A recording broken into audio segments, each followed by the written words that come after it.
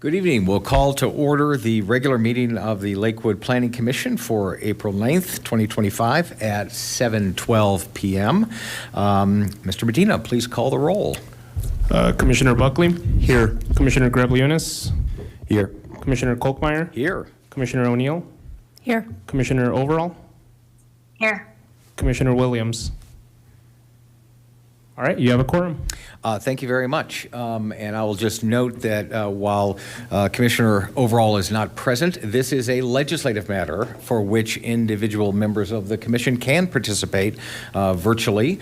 So we are very pleased that she was able to make that accommodation. And I'm also pleased that Commissioner Buckley is feeling somewhat better, but we have a very important hearing to conduct this evening. This is the first of two public hearings on the comprehensive plan, Envision 2040. So I will call that item next, which is PL 25-0002, Envision Lakewood 2040, and we will proceed with the staff presentation, followed by any and all public comments, and then discussion by commissioners.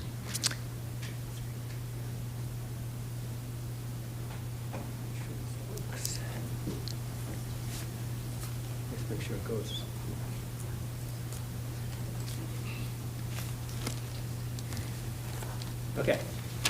Great. Thank you, Chair and Planning Commission. I'm Roger Wadnell, Comprehensive Planning Manager with the City of Lakewood, and we're here. We're very grateful here tonight to be able to present the comprehensive plan at the first public hearing. Before I start, I want to explain why I'm wearing a hat. I've had some surgery on my skull, and I don't think anybody wants to see the top of my head, so I'm covering it up. So no disrespect. Just got to wear it. It's a Lakewood hat too, by the way. So we really want to present it over and also recognize that a Planning Commission and many people hearing this have heard a lot of this content before, but it is important to give an overall description of where the plan is at in the process, where it came from, and where we as a community intend the plan to go in the future. Again, the plan is 10 years out from the previous comprehensive plan, and it sets the comprehensive plan, Lakewood Envision 2040. It sets the overall vision, the goals, and the strategies for Lakewood for the next 15 years. And it's an advisory document. It's high level. Commission and council will be talking about zoning in the near future, and that is regulatory.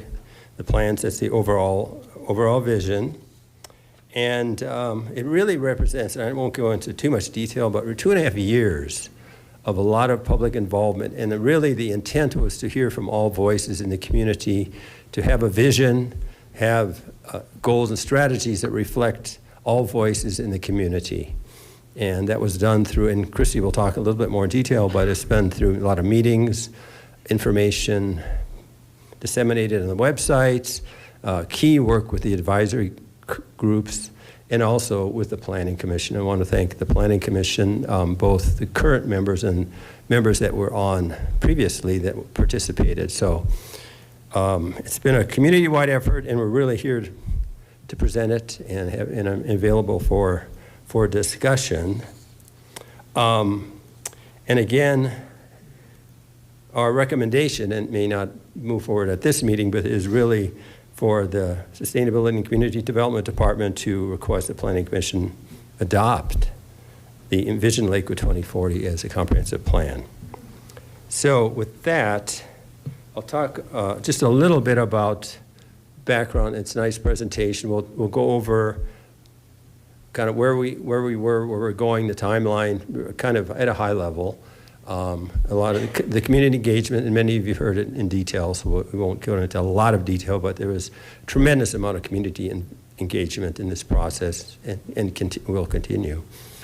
There is a final draft that you have in front of you, and then talk about implementation from adoption forward as well, and again, requested Planning Commission action. So the timeline, well, I mean, it is a long-term vision, as I mentioned, and like I say, reflects the community voice.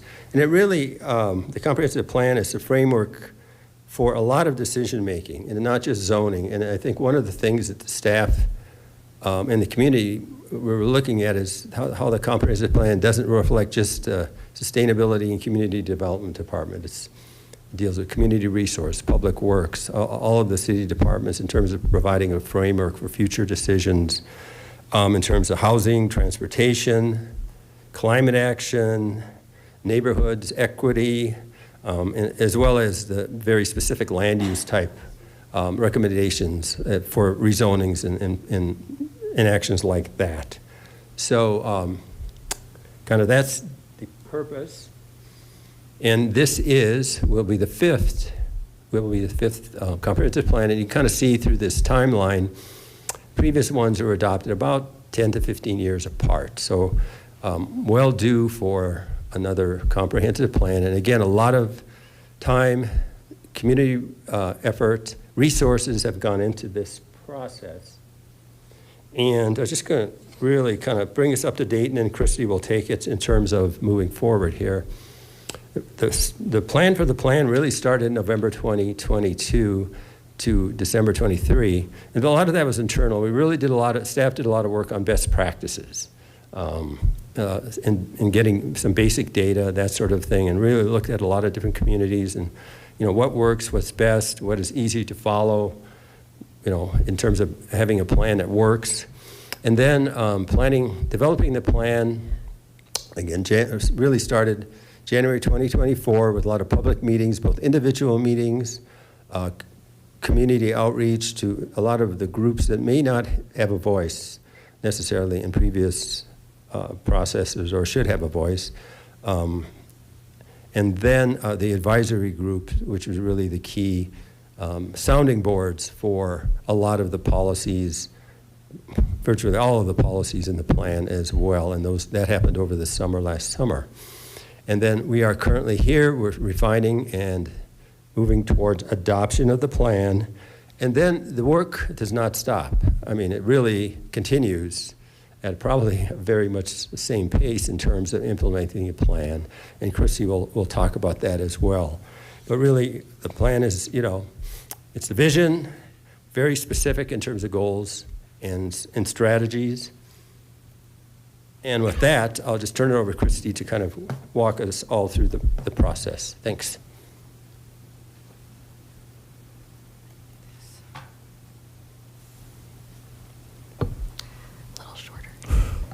Hello, can you guys hear me okay? Hello again, good evening. I'm Christy Ivanoff. I'm a senior planner with the Comprehensive Planning Division. On behalf of the entire project team, I am so excited to present the Envision Lakewood 2040 final draft plan to Planning Commission tonight. This plan is a direct result of all the input from the extensive engagement process. So before getting into the details of the plan, I will begin with a recap of the engagement process. Now, a lot of this information in the next few slides has been shared during previous presentations, but we wanted to provide background and context for potentially new planning commissioners or new community members listening to tonight's meeting. The engagement process and phase to develop the plan occurred throughout last year and involved ongoing coordination and collaboration with staff across the city, as well as extensive community engagement, support from 2 consultants, MIG and CDR Associates, and feedback from Planning Commission and City Council. To spread the word about the project and get as many community members involved as possible, the project team attended community meetings, hosted open houses, collected feedback through 2 surveys, reached out to the Lakewood Spanish-speaking community, met people where they were at through pop-up events, and kept project subscribers informed about updates and ways to participate through the project website, project newsletter, and all other city channels. Thank you to the thousands of community members who have participated in this process by sharing their stories, perspectives on comp plan topics, providing specific feedback through surveys, subscribing to the newsletter, attending events, and so much more. In addition to these broad community-wide engagement activities, 3 City Council appointed volunteer advisory groups were formed to have in-depth conversations with community members, planning commissioners, staff, and consultants about the vision, goals, and policy direction for this updated comprehensive plan. The 3 advisory groups were organized by topics. The first group was called Community and Quality of Life, the second, Housing and Economy, and the third, Transportation, Green Infrastructure, and Systems. Members were appointed by the Community Engagement Ad Hoc City Council Committee through an application and selection process in May of last year. These Lakewood residents who volunteered to serve on the advisory groups have dedicated approximately 1,000 hours collectively to attend 10 advisory group meetings and 3 optional virtual sessions throughout last year and the beginning of this year, reviewing, discussing, and refining several iterations of the comp plan drafts. The photo shown here on the slide was taken during our November land use workshop with all 3 advisory groups. Not every member is shown in this picture, though. We would like to extend a very big thank you to each advisory group member for reviewing the materials before the meetings, actively participating during the meetings, spreading the word about the project, and helping with the community-wide events. Their time, thoughtfulness, and dedication to this process has ensured that the comprehensive plan draft is reflective of the diverse perspectives throughout our city. And thank you to all the planning commissioners who were a part of the advisory groups, as well as staff and consultants, again, CDR associates and MIG, who supported and contributed throughout the process. And here on this slide is some of the engagement numbers as a snapshot. For example, 85,000 postcards were mailed out at the beginning of the project, providing over 92,000 words of feedback, which greatly informed the vision statement, the guiding principles, the goals, and the strategies. So all of this input from the engagement process has led to the Envision Lakewood 2040 final draft plan. And I will now share details on the following slides. To kick off the public hearings, the fully formatted final draft version of the plan is ready. This is the moment we have all been waiting for, I'm sure. We've all been dreaming about it. As we have described in previous presentations, the version of the draft that was shared for the study sessions included just the policy text, which is the essence of the plan. The formatted draft presented tonight includes the final policy text based on the feedback during the study session process, as well as formatting images and supplemental narrative. And to clarify, the policy text, which again include the core elements of the plan and have been presented previously, have not changed with the formatted version of the draft. The only policy text that has changed has been the edits requested by Planning Commission and City Council, and I will provide more details on this later in the presentation. So the Envision Lakewood 2040 plan is, again, a direct result of the valuable input, stories, and diverse perspectives gathered throughout the engagement process. The plan reflects input from several groups, including the advisory group members, community members, staff, consultant, technical information such as data and existing conditions, other city plans and regulations, City Council, and Planning Commission by, of course, participating in the advisory group process. The vision, values, and priorities of the plan are organized into 2 core elements. These elements are the vision elements and the future land use elements. The vision elements include the vision statement, guiding principles, goals, and strategies. The future land use elements include the future land use map and the 9 future land use categories. The first of the foundational elements is the draft vision elements, again, which include the vision statement, 5 guiding principles, 25 goals, and 160 strategies. The vision statement is, again, a concise, aspirational statement that articulates the desired future for Lakewood by describing the high-level vision and values for the city over the next 15 years. The draft vision statement is here on the slide. Lakewood is a welcoming, safe, inclusive, sustainable, and innovative community with thriving neighborhoods, attainable housing, economic opportunity, inspiring parks, and vibrant cultural amenities. The city worked with local artist L. Powell to illustrate the vision statement showing Lakewood-specific locations and amenities. And this has been incorporated into the draft plan. Guiding principles, taking a step down, guiding principles expand on the vision statement by outlining 5 core values that guide all decisions related to implementing the plan. The guiding principles provide formal statements that commit the comprehensive plan and its implementation to furthering these values, promoting that every decision and action be taken with them in mind. These principles are reflected throughout all components of the comprehensive plan, and the 5 principles are civic participation, community wellness and vitality, equity, opportunity, and mobility, and the 5th, sustainability and climate action. Stepping down to the next 2 levels are goals and strategies. Goals are statements of desired high-level outcomes by 2040. They are intended to be as clear as possible so that we as a city know what we are working to accomplish. There are 25 draft goals. Strategies outline specific vetted approaches to achieve the comprehensive plan goals. And because of the interconnected nature of many of these goals, each strategy is designed to support implementation of 1 or more goals, serving as the roadmap to guide actions and decisions within the city. And there are 160 draft strategies. The full list of strategies in numerical order is now included in the plan in the strategy section. The goals and strategies in the final draft have been renumbered based on the table of contents and overall plan organization. To reference what a goal or strategy was numbered during the drafting process compared to what the final number is, please see the numbering reference doc that we submitted on Lakewood Speaks. We realize that this makes things a little challenging right now as we are finalizing the plan, but we did have gaps in the strategy numbering as a result of the iterative nature of the drafting process, and we needed to address these gaps. And as a reminder, the relationship between goals and strategies is different from the last comprehensive plan. In the 2015 comprehensive plan, each goal had a set of actions that were only listed to support that one goal. This updated plan uses a different approach that addresses the interconnected nature of these plan topics. So this means that many strategies will be repeated under the goals, and this is intentional.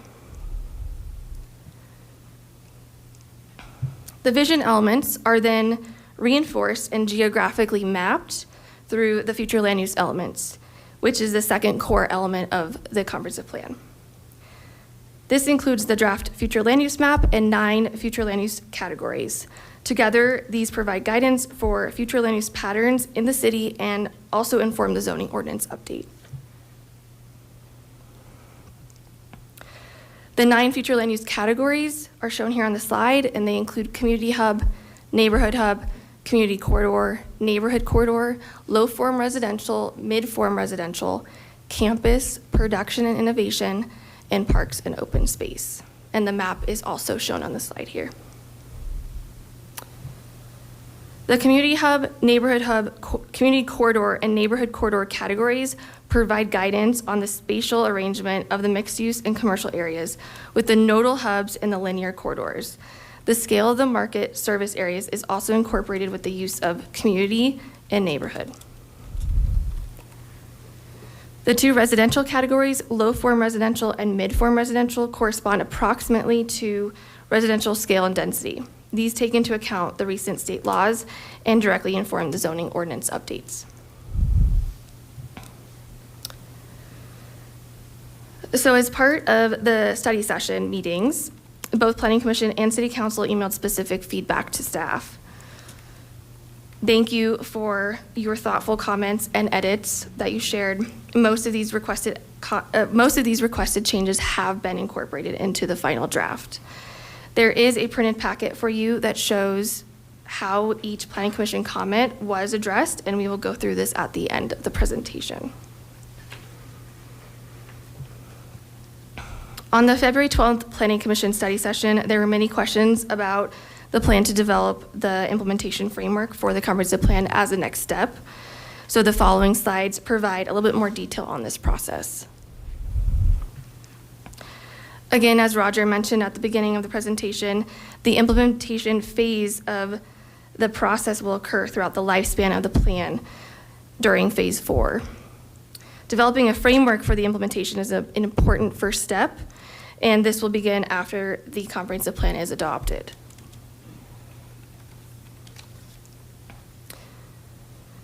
As we have discussed, the implementation details will be described in a separate document, the Envision Lakewood 2040 Implementation Framework. This document will include data-driven targets for each guiding principle, as well as qualitative and quantitative metrics to measure and track our progress. It is important to clarify that incorporating data and metrics into the implementation tracking for the comprehensive plan is new for Lakewood and for comprehensive plans. The previous 2015 comprehensive plan relied on only one metric, which was how many action steps were completed. This proved to be a very tricky measurement because many of the action steps were written as ongoing, which meant that the work could not be marked complete. So this was not a meaningful way to gauge progress, and we have learned that there's a lot of value in incorporating science-based metrics into this comprehensive plan. But this needs to be done thoughtfully and holistically. There have been a lot of questions about implementation from Planning Commission, advisory group members, and survey responders. And many of these questions are directly related to what happens to the sustainability plan and their metrics and targets. So there are two important parts that I will answer to this question, and then Katie will provide more details.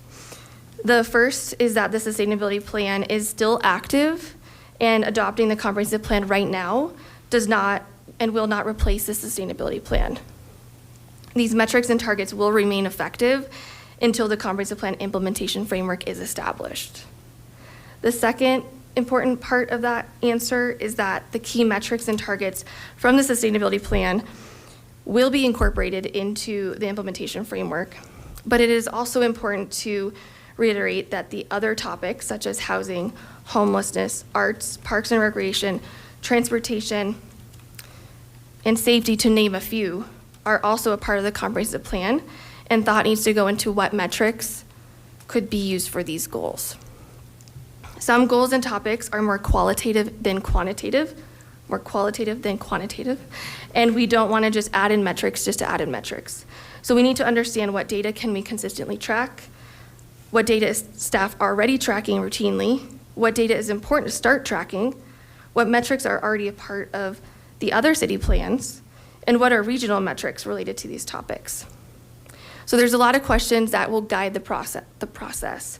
And staff will be working through all of these questions and more after the plan is adopted throughout this summer and fall.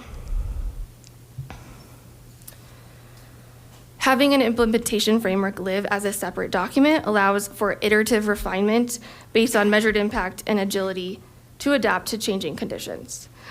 We are planning to schedule a study session with Planning Commission around August of this year to present the progress on the implementation framework. And with that, I'm going to pass it off to Katie, who will provide some more specific details on an example for the implementation framework. Thank you. I'm going to lower this. Thank you so much, Christy. Good evening, members of the commission. My name is Katie McCain.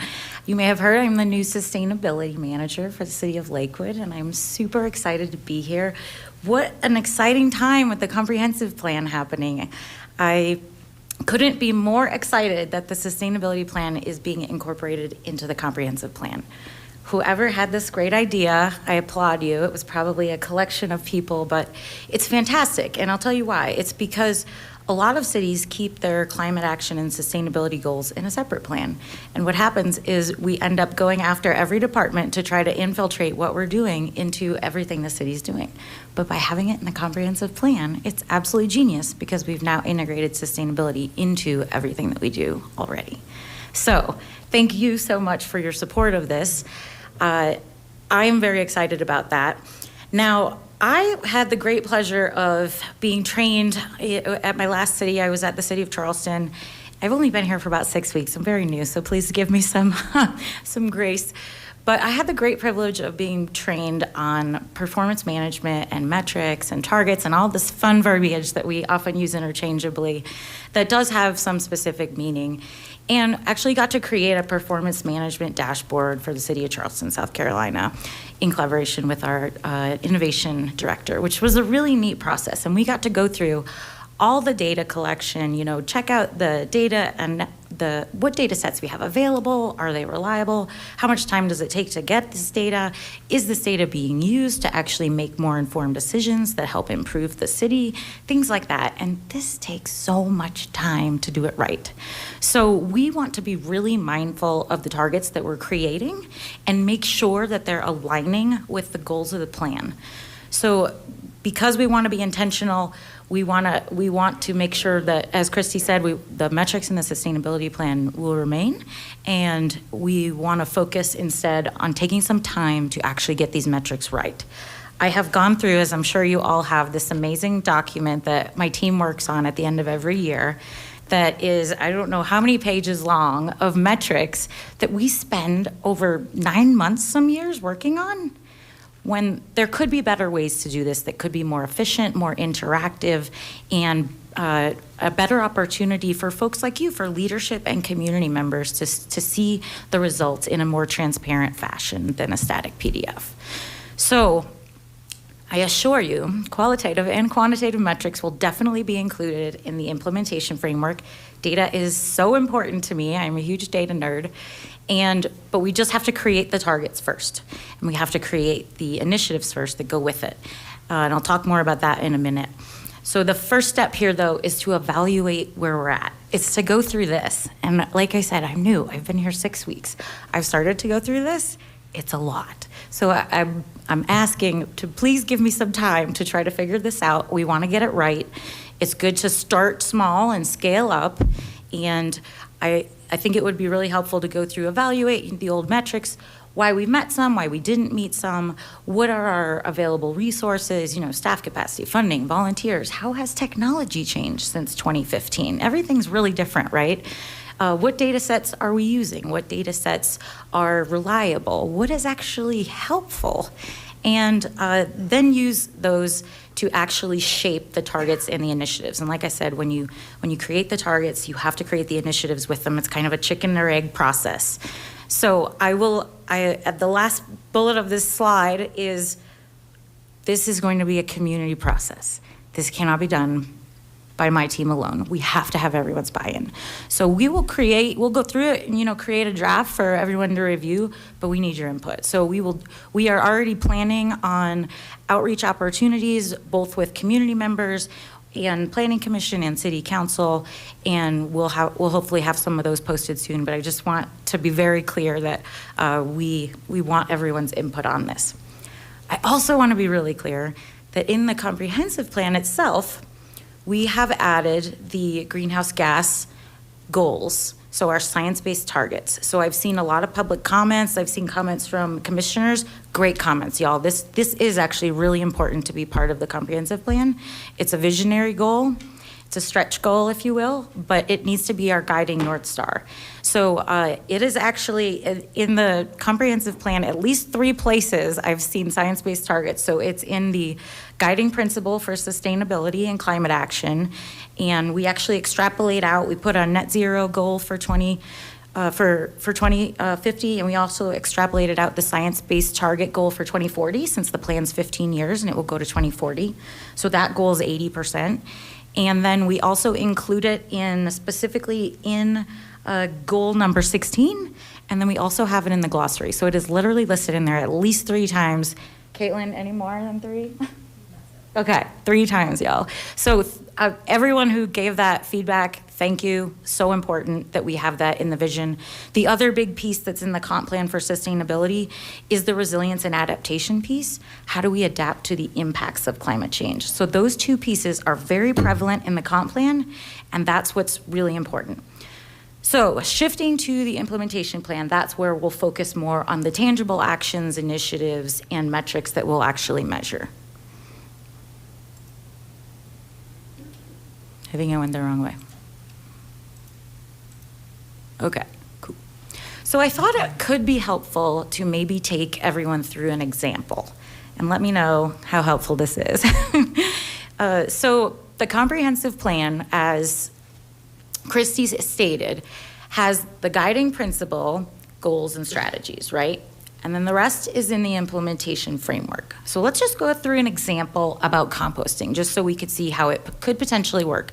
And keep in mind, this isn't fully baked, this could change, and we haven't really tested this with all the other initiatives yet. We're just sort of looking at waste because it is very tangible to realize. So one of the 5 guiding principles is sustainability and climate action. A goal in the comp plan is 0 waste. And the strategies, there are a bunch of strategies to achieve 0 waste, just like there are a bunch of goals to achieve sustainability and climate action. And I've just pulled out one of the strategies is number 154. Let's make sure we're targeting the diversion of impactful waste streams. So looking at like construction and demolition, looking at organics, residential organics, commercial organics, restaurant, like, right, we start to get into all the project lists, which don't get included in here. So what's the next step? So that's the comprehensive plan. The implementation framework now takes that to an actionable further step. So the implementation framework will actually list out initiatives, which could be projects, new programs, new policies, education. An example of that is an example of an initiative could be increasing residential food scrap composting, such as a new community drop site program, right? Right now, we don't have a program that we manage. It's all privately managed, right? So as we create that initiative, and I'll preface this with, I just created all this in Charleston, so I'm gonna use that as an example right now, and hopefully that's okay. So if we have a target for this, we could say, let's divert so much food scraps in a year. So if we're looking at 2026, and the metric is actually, think of it more like the unit. So the metric is the tons of the material we're collecting. And then what we'd want to do is also make sure you have a status update. So have we started this project? Is it a prereq for another project? Have we started the initiative? Or where are we? So everyone can see, and you can have this sort of in an online format. So it's just 24/7 transparency, which we'll get into in a minute.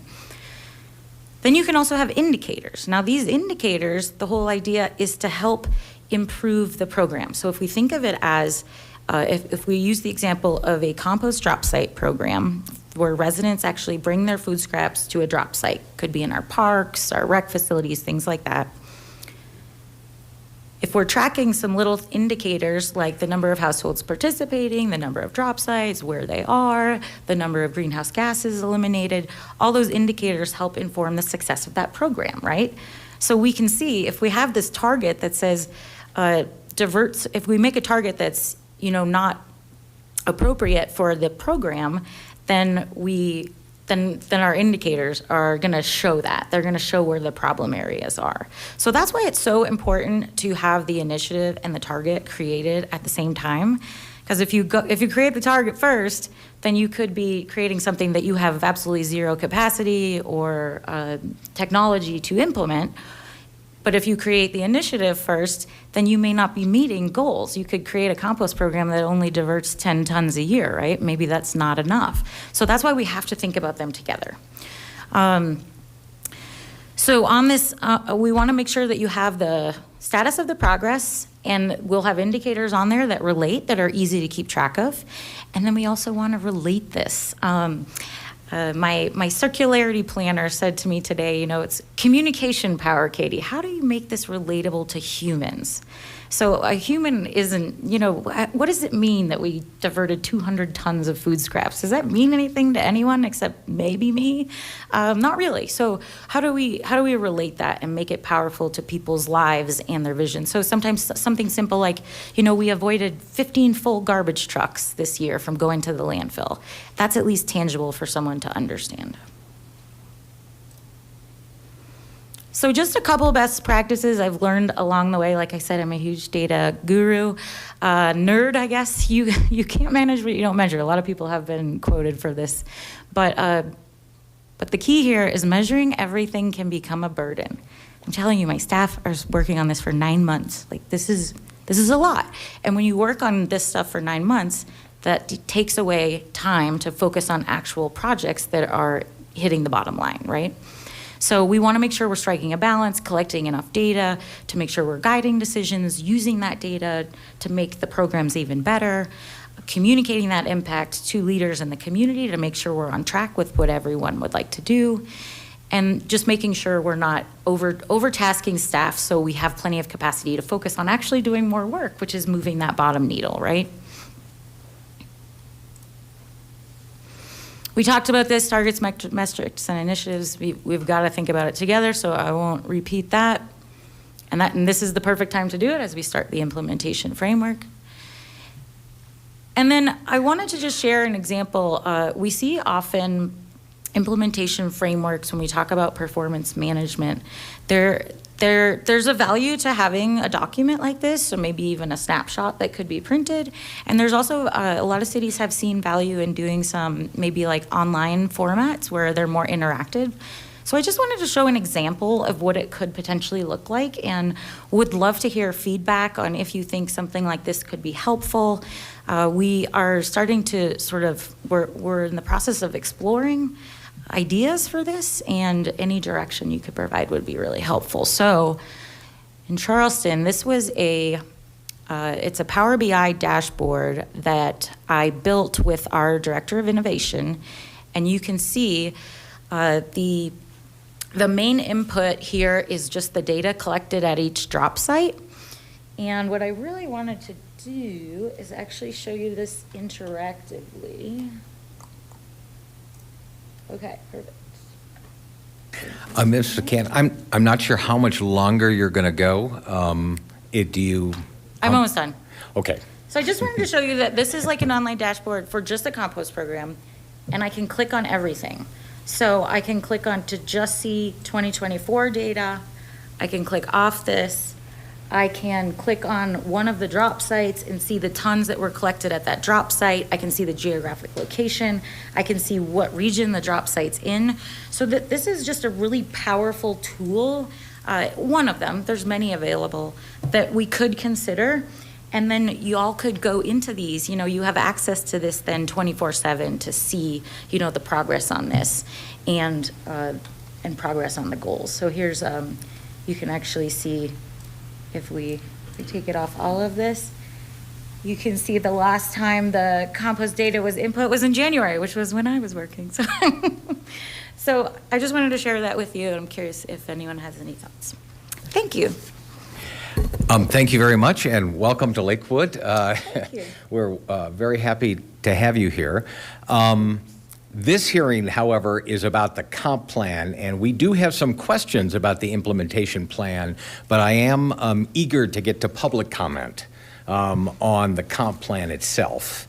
I'm not sure how much more staff wants to present. I know there will be some commissioner questions about the staff presentation, but are there other things that you would like to mention?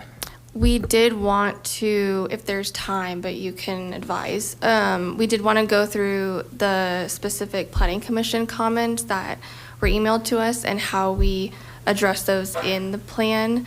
If that works, I can try and do it pretty quickly. Sure. Okay.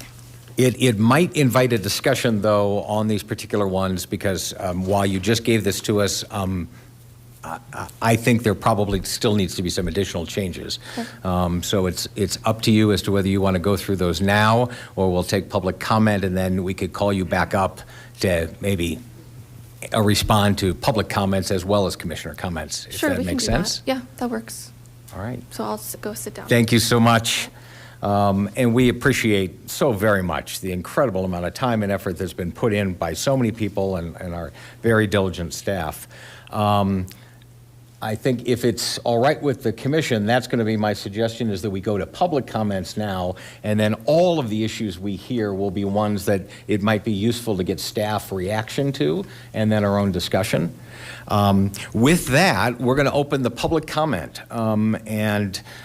We, at Plan Commission, have more of a dialogue than you may often have at other governmental bodies, but we ask you not to abuse it.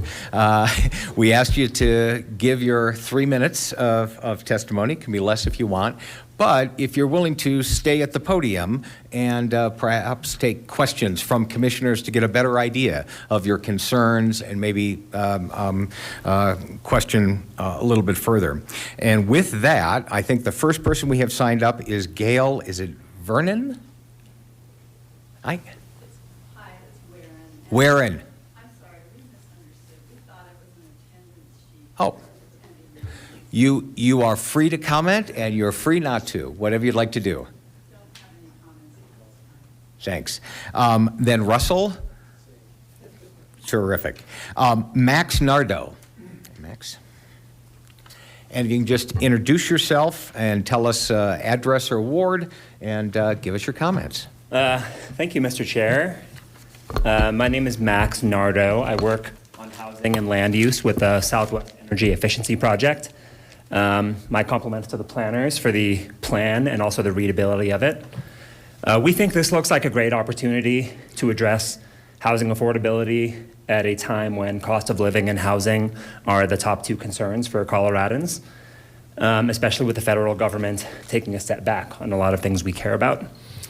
I would like to speak in support of the housing diversity and parking components of the plan, but due to time constraints, I'm going to start with one broad suggestion first. So broadly, we would suggest that you consider adding some of the housing strategies under some of the environmental goals.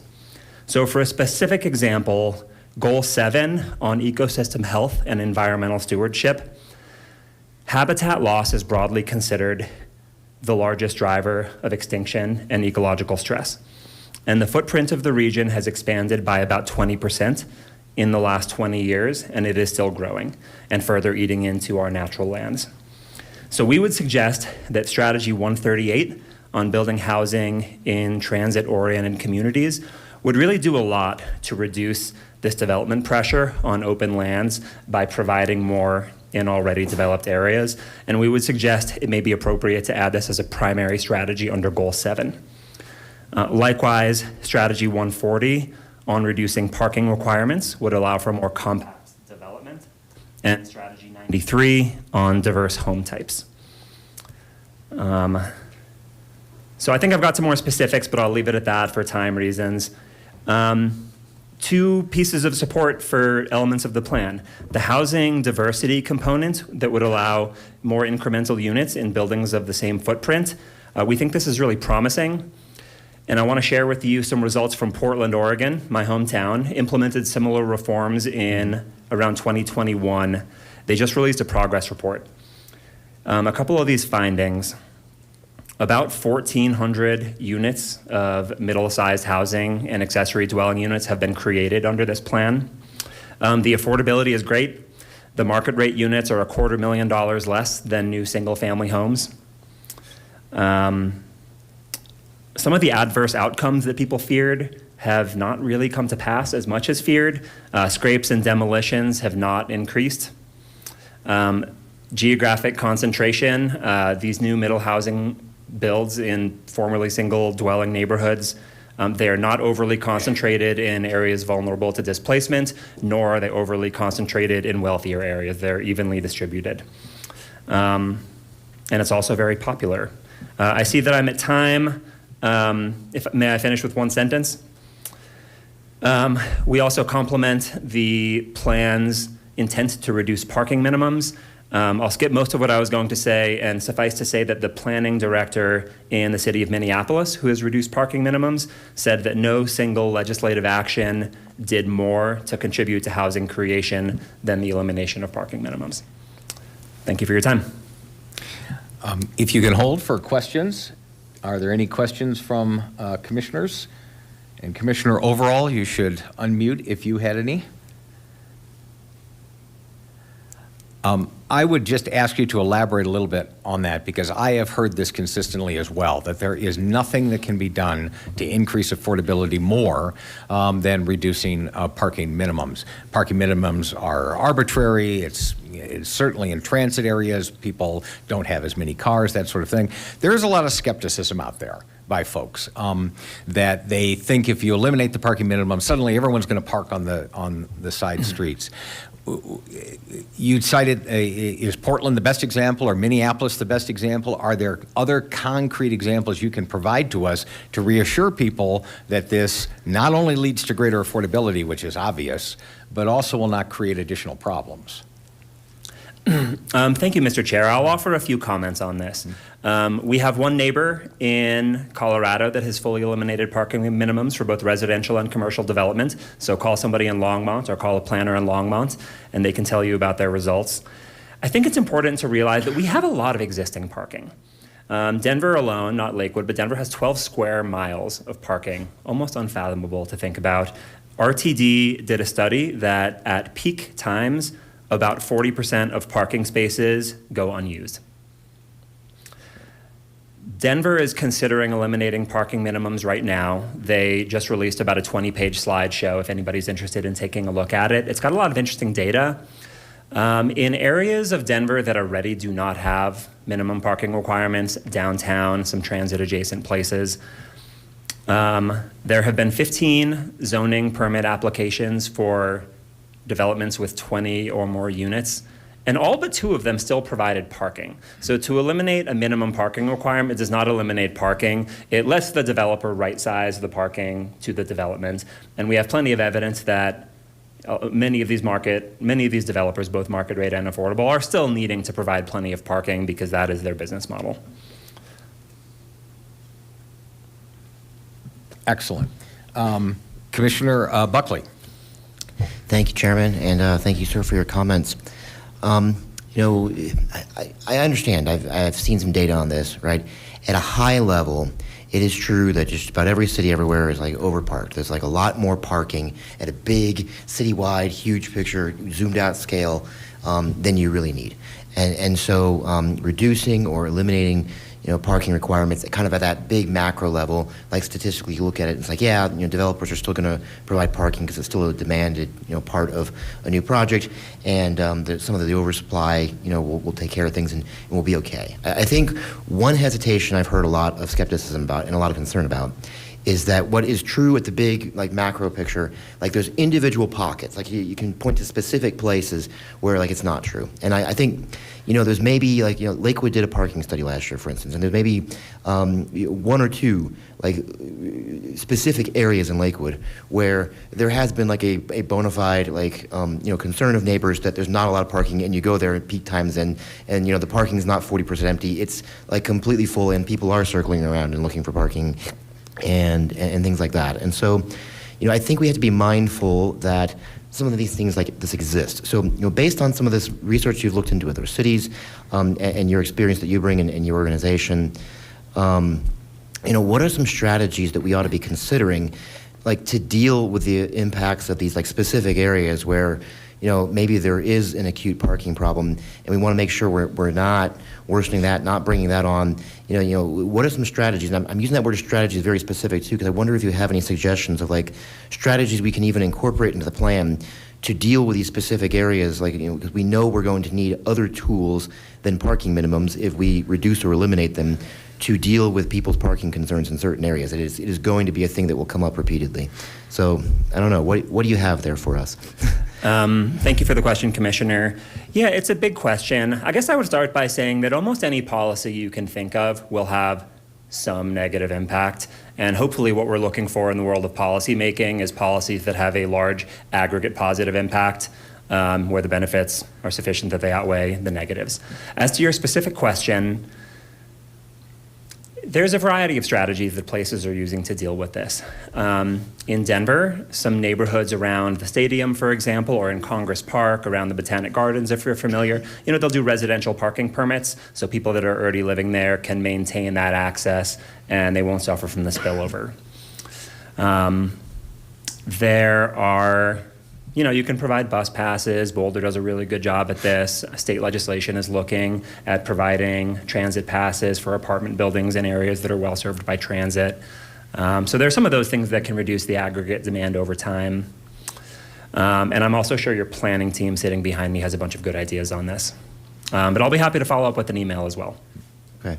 Yeah, thank you. Yeah, and I do know Lakewood has implemented like a pilot residential parking permit program in one area where parking has been a concern. So it will be, I think, good and useful indeed to get more data on that from staff and how it's going. I myself haven't heard. But yeah, overall, I'm excited to hear like the good news about in other places in aggregate it's by and large working in most places and having the desired affordability effects. And I think that's really important to hear, for us to hear that. The relationship's maybe not immediately obvious to a lot of folks, but it's there. So I appreciate you bringing it to our attention. Looks like no more questions. Thank you so much. Great. Thank you so much. Oh, I'm sorry. The question. Oh, I'm sorry. Go ahead, Commissioner Overall.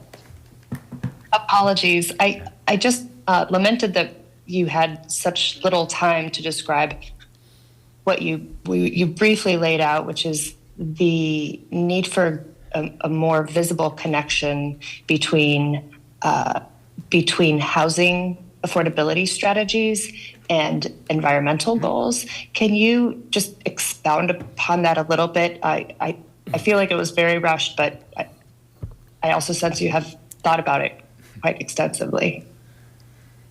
Thank you, Commissioner, for the question. Yes, I did rush through it a little bit. For anybody that would happen to be listening to Governor Polis's State of the State speech in 2023, when he was rolling out a big housing and land use package, one of the things he said is, housing policy is climate policy, housing policy is transportation policy, it's water policy. And I would submit that a lot of our restrictions on development and our requirements for parking make it economically infeasible to build the type of infill housing, the type of housing diversity that Council has asked for in their letter to planners and that exists in the vision of the comp plan. And I think it should be acknowledged as such. I think a lot of people a lot of dyed-in-the-wool environmentalists have yet to quite make the connection between a set of policies that result in a lot of sprawl, eating up natural land, and creating more transportation demand as people have to go further to get from their homes to jobs and shops. And I believe that you are thinking about it in these terms, and I would merely suggest that the plan strongly reflects the connection between these topics. Did I answer your question? Yes, thank you very much. Thank you so much. Thank you. Chris Vestman.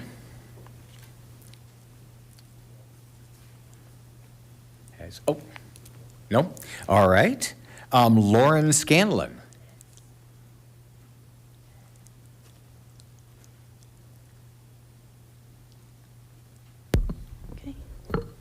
Hi, thank you, Mr. Chairman. Thank you to the Planning Commission and to the Envision Lakewood team. I really appreciate everything we've heard so far.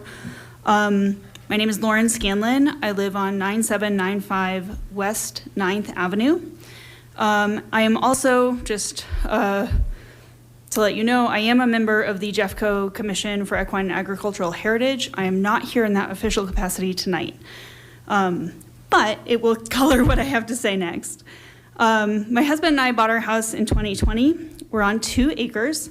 We have horses and an urban farm that will start selling this year. We got our Lakewood business license today. We are one of a number of urban farmers and equestrians who are in an understated agricultural network in a city where folks can have horses on as little as half an acre, and where many parks all have bridle paths that still see equestrian use.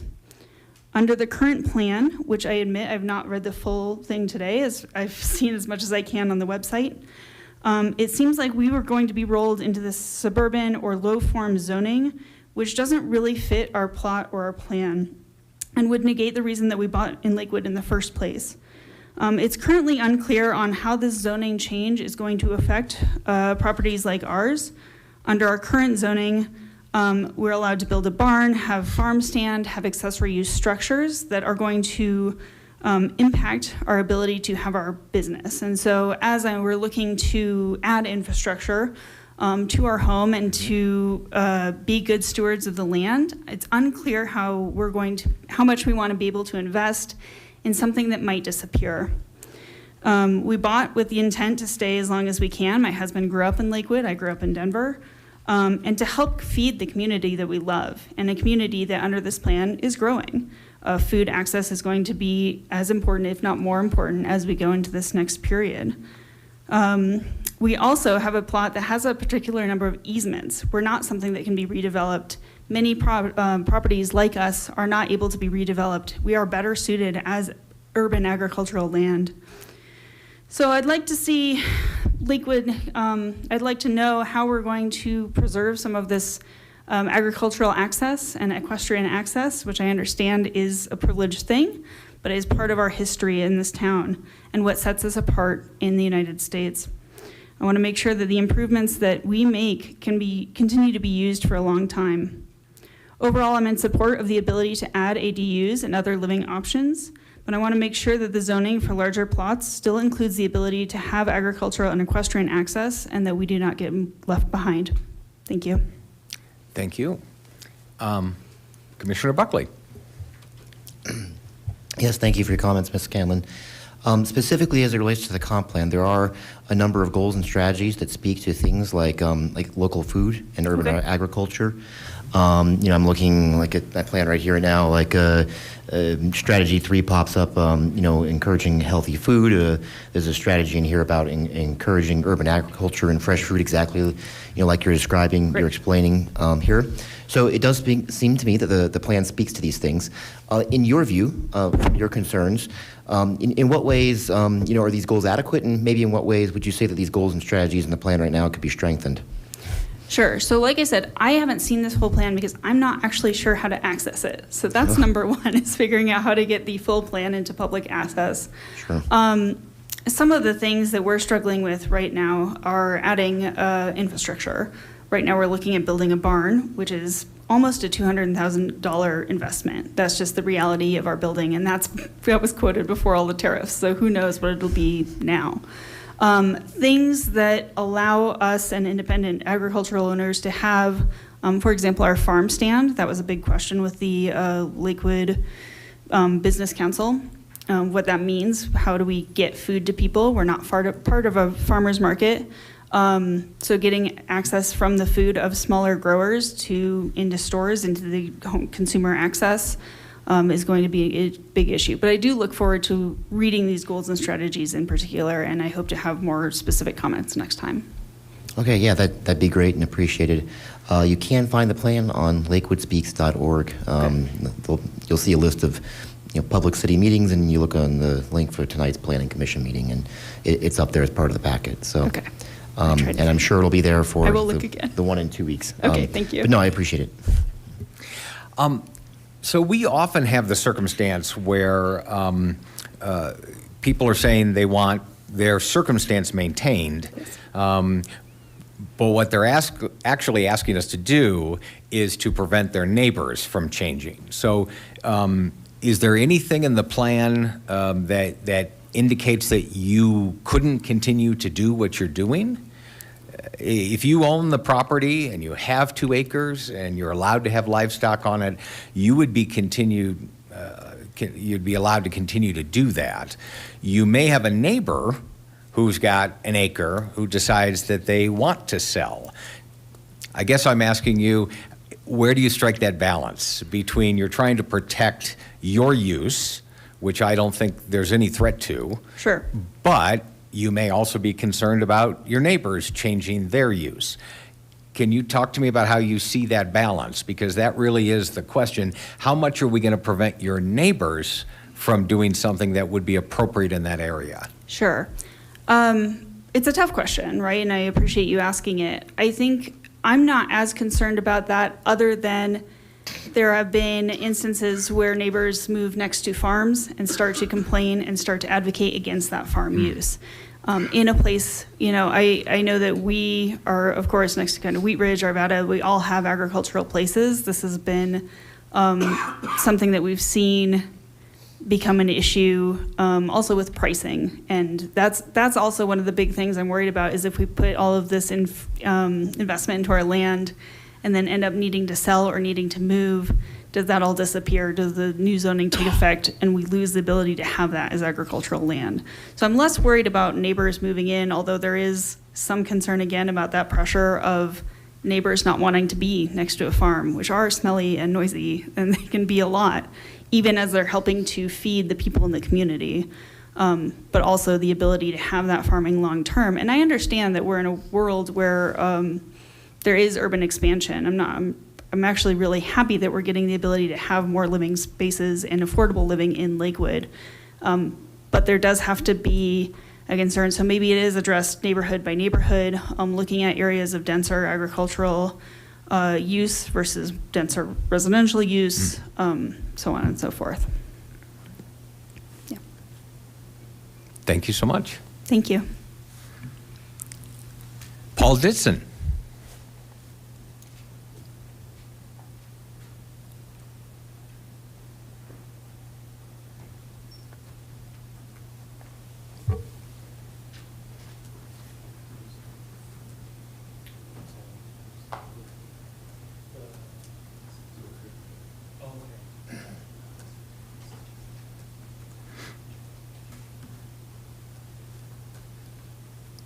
Good evening. Thank you. Paul Ditson, 1300 block of Garrison Street, Ward 1. I was a participant in the advisory group, and I was on the Housing and Economic Development advisory group.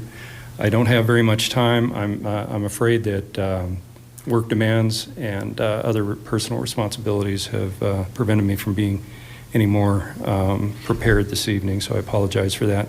But I did want to, first of all, say that this, to me, as a participant, is a very comprehensive and well thought out plan. For the most part, I'm very satisfied with the outcome. There are a few things that I might suggest in minor amendments, but overall I think it's very good. One thing that I might throw out there for consideration is there are a number of supplemental plans referenced in the document. It would be convenient, I think, to have an index that shows a full list of supplemental plans and where they're referenced in the document. Also possibly for ease of reference, perhaps a matrix of the goals and strategies that are in the glossary in the appendix. I think that might improve the usability. As far as specific things I would like to draw to your attention,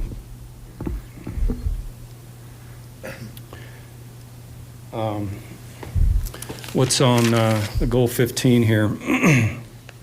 And I should have it in front of me so I can read it. I'm sorry. Do you have, you probably don't have that in front of you. I did want, this does reference some of those plans that I referred to. There's also mention of a transit context, which is new to me. I don't remember that being referenced or discussed in the advisory group meetings. And it also refers to the city exploring a creative context zone. We haven't had a chance to really deliberate that, I think. So I'm a little interested in what really is in the intent of the transit context. The other thing is the zoning ordinance does reference now a rural context. And I wanted to make the point that the contexts that are being described here are not what is discussed there in Goal 15 as far as context-sensitive development is concerned. I think there's a disconnect there. And I would like to discuss that more at some future time.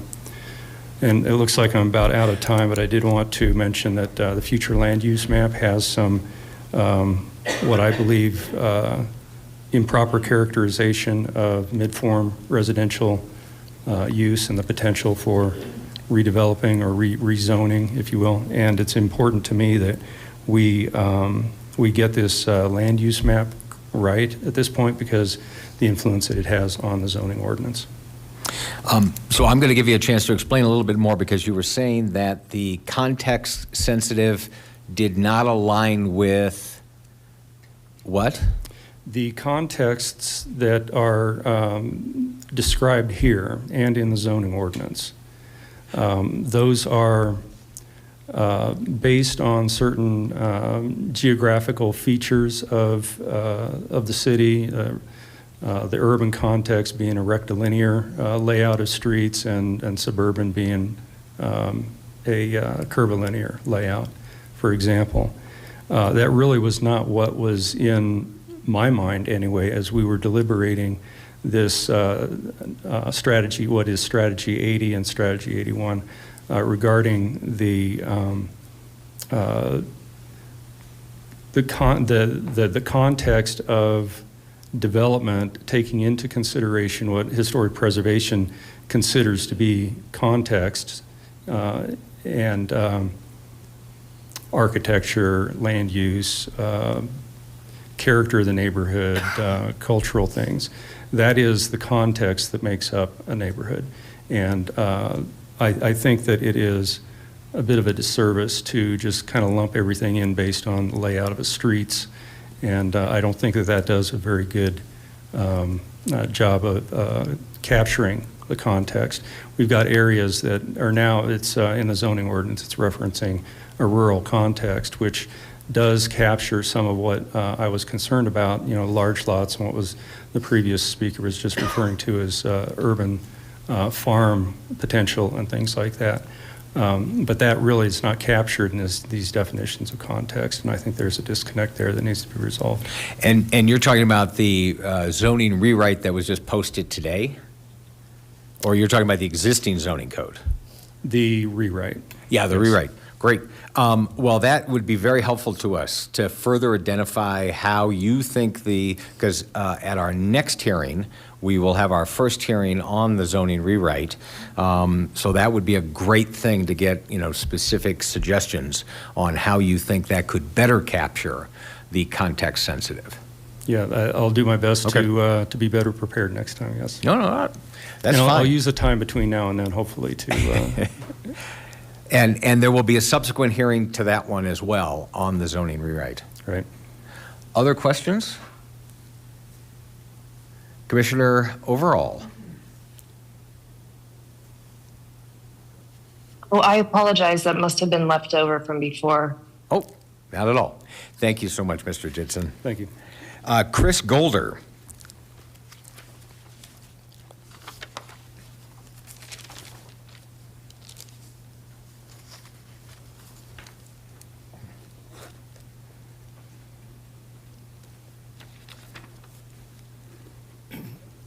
Good evening, Commissioners. My name is Christopher Golder. I'm the Vice President of Development for Public Storage. Public Storage is one of the largest owners and operators of storage facilities in the U.S., and we own and operate many storage facilities in Lakewood, Colorado. We're an established business stakeholder in the community, and we take pride in offering business services to local Lakewood residents. The reason I'm here tonight is one of our facilities that we own at 1398 Sims Street, just south of Colfax and Sims, is currently zoned for light industrial research and development. The comprehensive plan update designates the area as production and innovation. However, under the intent land uses that are described in the comprehensive plan update, it does not include mini warehouse storage as one of the uses.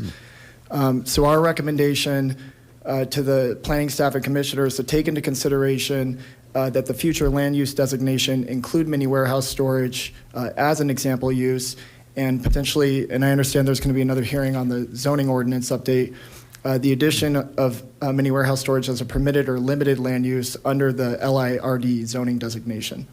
We do believe that the addition of this would still maintain the intent of the future land use designation of production and innovation. I don't need to go into specifics of our site or application, but we have for many years been trying to work with planning staff on finding a viable path to rezone a portion of the site to permit a new redevelopment on a vacant portion of the site into a new enclosed storage facility. So anyway, we'd like to work with staff and take into the consideration of allowing the mini warehouse as a permitted use under the comprehensive plan and zoning. Commissioner Buckley. Thanks for your comments. Just to clarify, under the existing zoning you have, is a storage facility like the one you operate an allowed use on the property that you are mentioning?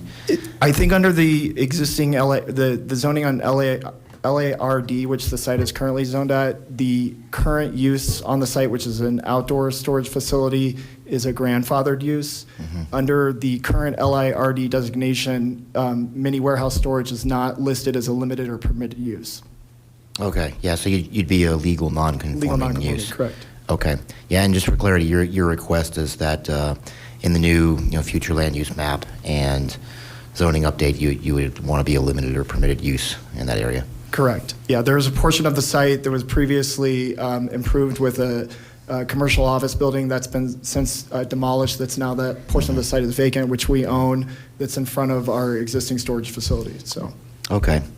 Just to play devil's advocate, I mean, I recognize lots of people use storage facilities. They're, a legitimate business that, there's a demand for in our community, and we appreciate you operating a business in our city for sure. But, just to play a devil's advocate, one maybe could conceivably argue that like a research and development district, might envision higher and better uses of some sort of economic activity that revolves around actual research and development rather than just storing people's stuff. And so I don't know, what would you remark to that? How would you strike the balance of like what the appropriate uses in such a district as that would be?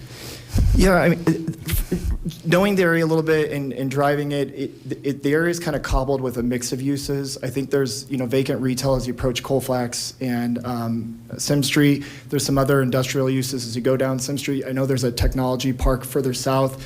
Our thought on that is that mini warehouse storage provides an essential business service to the community. So, while it may not have, a number of like active employees or residents on site, it does provide an essential service. So if the area has businesses, that need self-storage facility use, we're providing it as a business service.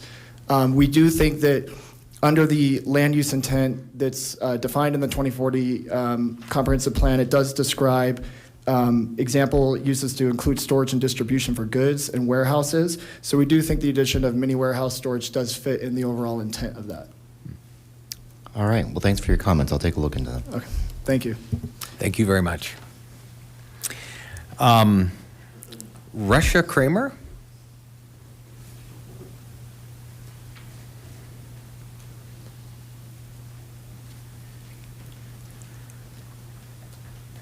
And I apologize if I mispronounced. Thank you. It's actually pronounced Russia Nauer. Nauer. And, yeah. Thank you. My handwriting's atrocious. I live at 9612 West Virginia Circle, right on the corner of Alameda and Garrison. And I am with the Alameda Homeowners Community Association. And that community has worked for 40 or 50 years to stop the redevelopment and the rezoning of the property on Kipling and Alameda, specific to the area that is zoned currently for single-family housing. We've been successful at maintaining the zoning as it is currently written, and the community's really fine with having single-family homes built on that land the way it's currently zoned. What I can't exactly tell from the plan and the new zoning that is planned to go into effect there, and what the community can't quite tell, is what happens when this passes. How is the community going to know what proposed development may go into that space, and what input will we get to have to that end? That's it with I yield my remaining 1 minute and 48 seconds. Well, the quick answer is that won't be handled in the comprehensive plan. That's handled in the zoning code. Okay. And there are processes and procedures for notifying if there's going to be a change in the use of that property. I guess I would ask you, though, now that's a vacant parcel, isn't it? It currently is, yes. And it's been for how long, do you think? 40 or 50 years. Okay. Yeah. So, as we grapple with the desperate need for additional housing in Lakewood, Right. is there, would you, as a neighborhood association, whatever, be willing to discuss higher density than just single-family homes? I think I can't speak for the neighborhood because, I don't know, there are other people from the neighborhood here tonight and they can speak for themselves. Of course, there are multiple considerations and proposals that have been made in the past that the neighborhood has fought against. And those include high-rise apartment buildings with businesses on the bottom, much like Belmar, only actually higher density housing. And for a tiny little residential neighborhood that has single-family homes in it only right now, that would create, with very few through streets, that would create a traffic nightmare for a community that currently kids can just run down the middle of the street in. And we want it to stay that way. Safety is really important to us as a community, as is transportation. The last plan that we also looked at, the community approved, and it was for a memory care center. But when the 1% growth cap passed on the ballot, the developers pulled out. But as a part of that plan, we worked with the city at that time to have discussions about also proposed traffic flows that were going to come in and out of our neighborhood. And we were able to really protect the current traffic flows so that we weren't bringing more traffic into the neighborhood, but we're increasing access and availability into the proposed development. So yes, the neighborhood's always open to those conversations and those discussions, but I do think that there is a desire to protect what exists there for the homeowners that currently live there and the people who have recently bought homes and people who have lived there since our homes were built and everything in between. So if I understand your answer correctly, we need to come to next week's zoning meeting. Well, I think that I wouldn't say you're limited to that. If there are things in the comprehensive plan that you think speak to this issue, we would love to hear those at the next hearing as well. Okay. But probably the specific concerns you're raising really relate to the zoning code, either existing or in the rewrite. Okay, thank you. Thank you. The last person I have is it Andy? Yeah. Yes, Andy Nauer.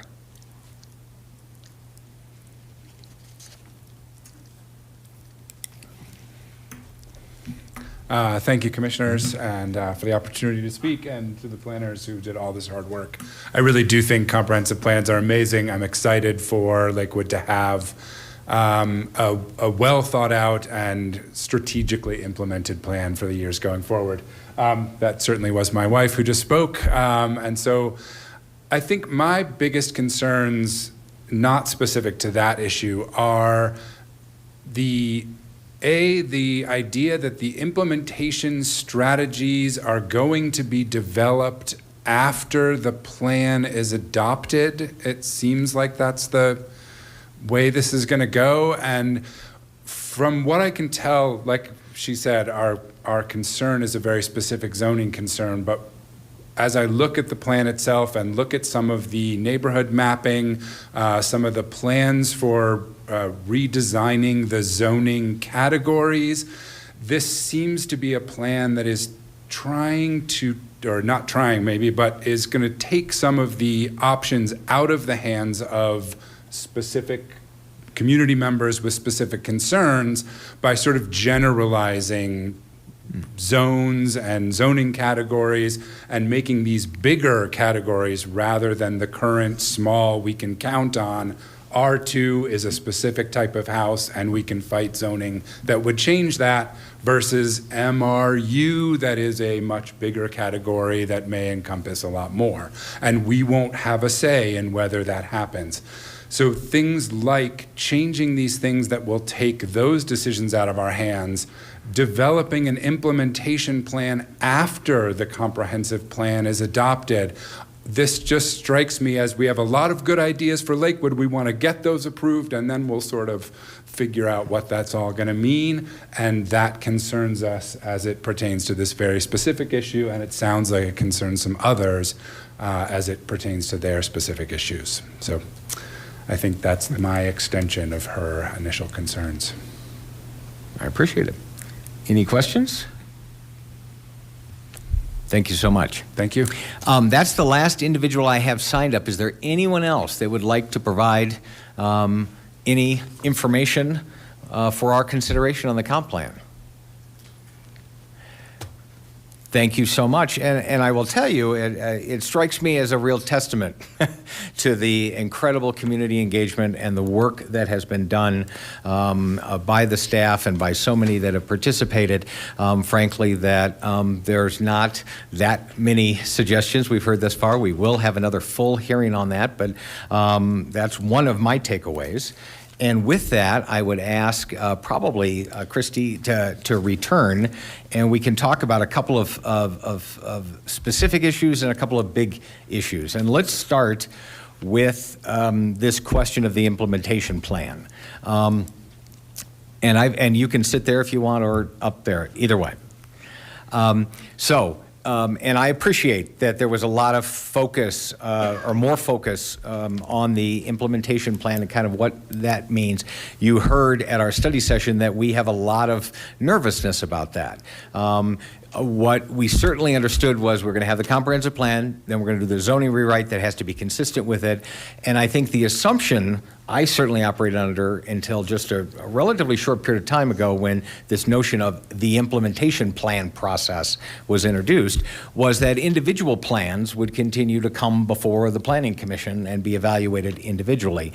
Now it sounds like what is being suggested, and correct me if I'm wrong, is that there be a comprehensive plan to implement that would come after the comp plan's been completed and adopted, the zoning rewrite has been done, and then there's an implementation plan that would be brought forward.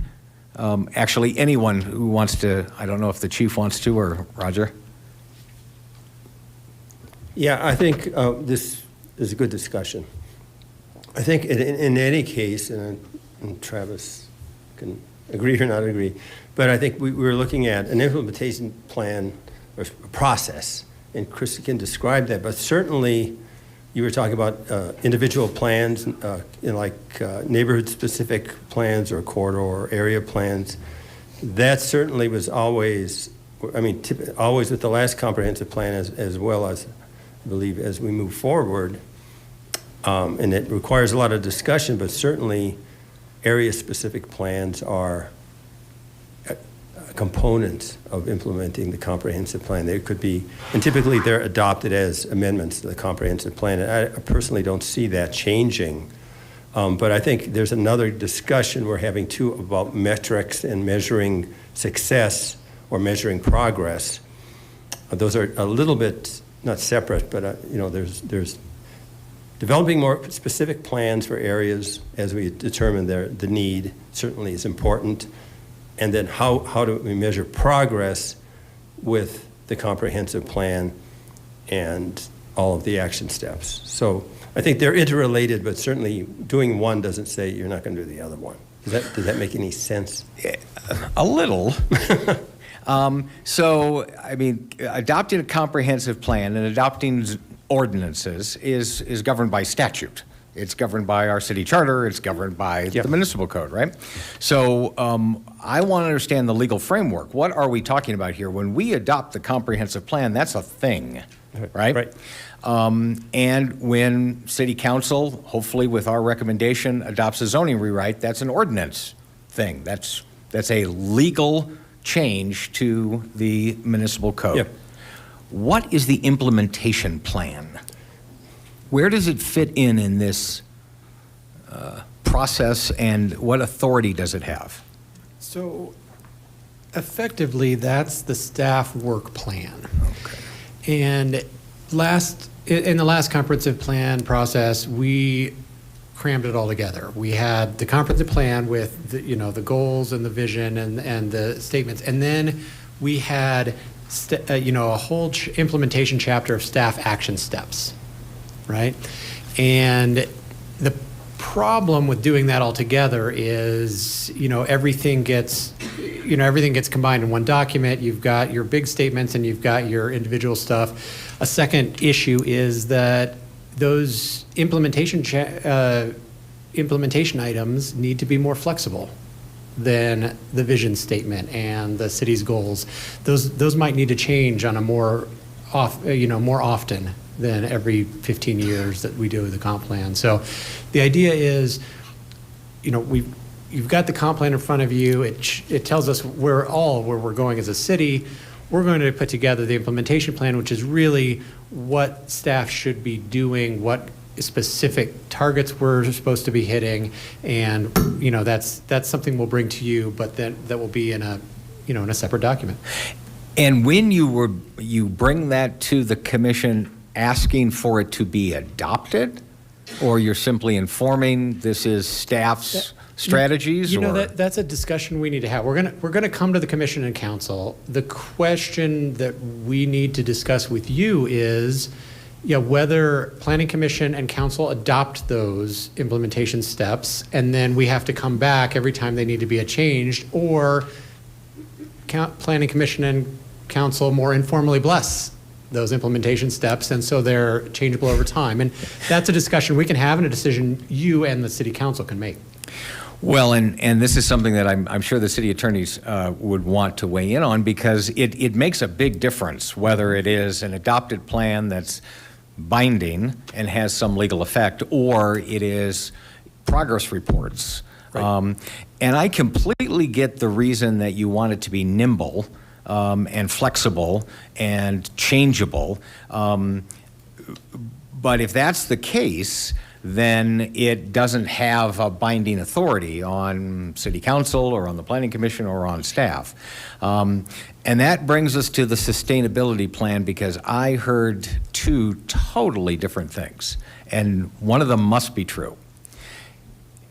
The sustainability plan that is a part of the comprehensive plan goes away on the day the new comprehensive plan is in place. Within the last week, I was assured of that. And that it would be pretty typical. If it's a part of a plan and that plan is replaced, then it's gone. But I heard tonight that it lives on. So what plans live on and how? Sure. Can I jump in and then Katie maybe? Yeah. The previous comprehensive plan once this updated comprehensive plan is adopted, then the previous comprehensive plan will no longer be active. But the sustainability plan is a separate document that. Yeah, I mean, the intention is to combine them all into one. The intention is that the old sustainability plan does not outlive the new comprehensive plan. However, there are targets in that plan that will be replaced by the implementation, right? So what we're saying is, in this interim period, while the comprehensive plan is adopted, but the implementation items have not been formally approved or blessed, however they are, we're not targetless in the city of Lakewood. We will continue to. And I appreciate that sentiment, but of course what you just said was correct. And I'm sorry, Ms. Ivanoff, it's not correct to say that it lives on. It does go away, but it continued to be an advisory document or something that staff refers to. But that's a really important legal point. I mean, we cannot say that the sustainability plan, which was made a part of the comprehensive plan, remains binding and in effect. I don't believe it does, and I'd be happy to be informed based on the law, but I think what, Chief, you just explained is accurate.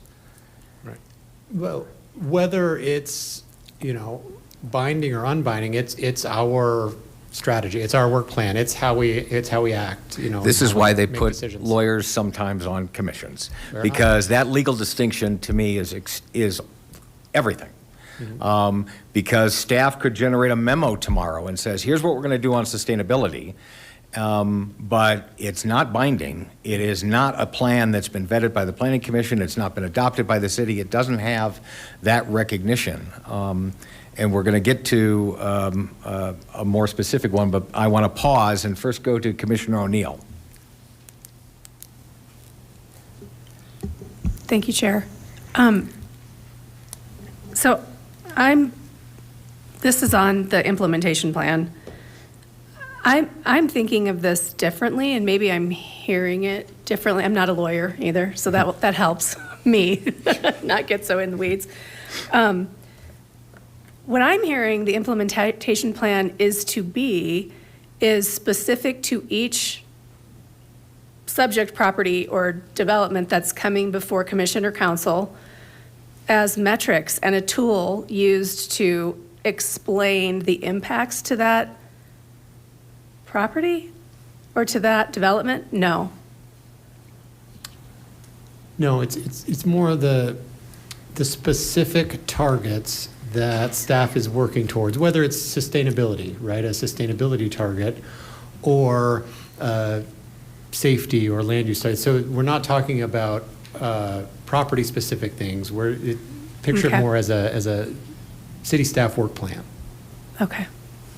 Can I add to that too? It's also intended to really gauge our progress at meeting the comprehensive plan, guiding principles, goals, and strategies. So it'll give us a scorecard, like a grade, and that's where the metrics come in. But through physical, real-life elements that are being implemented throughout the city, whatever that. I mean, the garbage or compost example seemed to point to that, which, in my opinion, sometimes when we get information and a presentation from staff and from folks wanting to do something in the city, we often ask for data and we ask for those points of measure that are often not available. So I think that's why I was going to maybe more development and that's great that it's bigger than that. Can it be used then in a presentation? Like when the 1% growth initiative passed, we heard a lot of, this is going to just create more traffic. The reason folks want it is because we want less traffic. But it would have been great to hear, you're going to get, and maybe that was said, there was a lot of talking at that time about stuff. But if there was that kind of data to share, like you're going to have X amount more cars every day. It's going to draw more, X amount more gas stations and more car washes and cleaners, where people can drop their clothes off. Otherwise, no houses, no housing, nothing. Those things, putting numbers to that would be really helpful. And it sounds like that kind of does this, but. That's fair. I thought your first question was that it would have instructions specific to specific properties, but no, you're right. It certainly is something that can be used as a guidepost for decision making. Yeah, legally binding or not, that sounds fantastic. Just even for community to be hearing those things that are living near whatever we're talking about. I think that's really, really helpful and positive. Maybe just add a little bit, just to backtrack to our previous comprehensive plan, just try to explain a little bit. There were 424 goals or action steps. And the only way to measure them have they been met? Are they in progress or haven't they? And most of them were in progress.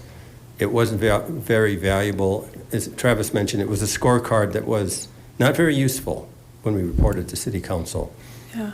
What we're trying to identify is a more useful tool. And it's not meant to address everything in the city. Maybe something like that could be an impact study, particularly. But what are key things that are important to Planning Commission and City Council as we come back in a year or whatever to say, hey, the city is making progress on this, not making progress on that, based on these guideposts, whatever. Yeah. And in developing the guideposts, we have to be very practical as well as what can be met, what's important and what can be measured, and do we have the resources to measure those things? And so there can be some sustainability elements that are really important, and we can measure them. And we can come back in a year and say, yeah, we're making progress on carbon, whatever. Yeah. So to me, it needs to be a thoughtful process. We don't have all the resources in the world to measure everything, but we have resources to measure the important things, but we need a dialogue to clarify what are those important things that we need to measure that are meaningful as we go out 1, 2, 3, and 4 years out, or 6 months at a time. And then how that's adopted, I think that's, as we discuss, open for discussion. That could be more of a staff level, or it could be adopted by Planning Commission, adopted by City Council. But I think it really needs to be a thoughtful process because we don't have all the resources in the world, but we have an opportunity to really set in place a really good process that's meaningful to both staff, council, and Planning Commission. So I just wanted to kind of put that out there. Thank you. Commissioner Buckley. Okay, some very big picture questions, hopefully simple questions. In 2015, Lakewood adopted a comprehensive plan that replaced the comprehensive plan from 2003. In 2015, when that comp plan got replaced, the 2003 comp plan was put on a shelf for historical purposes. It didn't have legal effect anymore, right? But since 2015, we've adopted other plans as formal amendments to the comprehensive plan, right? Like the sustainability plan, right? Like the 40 West Arts plan, I believe, like the bicycle plan. These are all, there's other plans too. They're amendments to that 2015 plan. I even learned, by way of a case that we heard on the Planning Commission earlier this year, there's a Union Boulevard neighborhood plan, I believe it was from 2011 or 12, before the adoption of the last comprehensive plan, which is still valid as an amendment to the comprehensive plan, even though it predates the last comprehensive plan, because we used it as the basis of criteria to decide whether or not to approve that particular case that was before us a few months ago, right? So we have some plans that are amendments to the plan that predate the comprehensive plan, right? What I'd like to see is a clear list. Probably this should even be in the plan, in the comprehensive plan that gets adopted. What is a list of all the plans that have been formally adopted as an amendment to the comprehensive plan, and which ones still have legal effect after we adopt the new comprehensive plan, and which ones do not? And why, other than maybe because we're going to be stating it explicitly in this table that I'm now asking for. I think I just don't have clarity on those basic high-level things. And then kind of as a follow-up to that, what is the status of the implementation plan, right? Does that have the same legally binding status as the comp plan, right? Like, we're not talking about the new zoning tonight, but I'll be interested to see what the new zoning code says, because the old zoning code says that zoning decisions and all land use decisions in Lakewood are to be taken in such a way that they are in accordance with the comprehensive plan. I imagine the new zoning ordinance is going to say something, very similar. So it's very important to know which of these plans are binding and which are not for making any land use decisions that staff makes for projects that can be administratively approved, things that come to Planning Commission, things that need to go to City Council. It's important for all those different kinds of planning cases. And then the implementation plan, right? Understanding the implementation plan is maybe mostly a work plan for staff, but as Commissioner O'Neill was alluding to, it could contain some useful metrics for evaluating whether or not particular applications for development move us closer to those metrics or further away.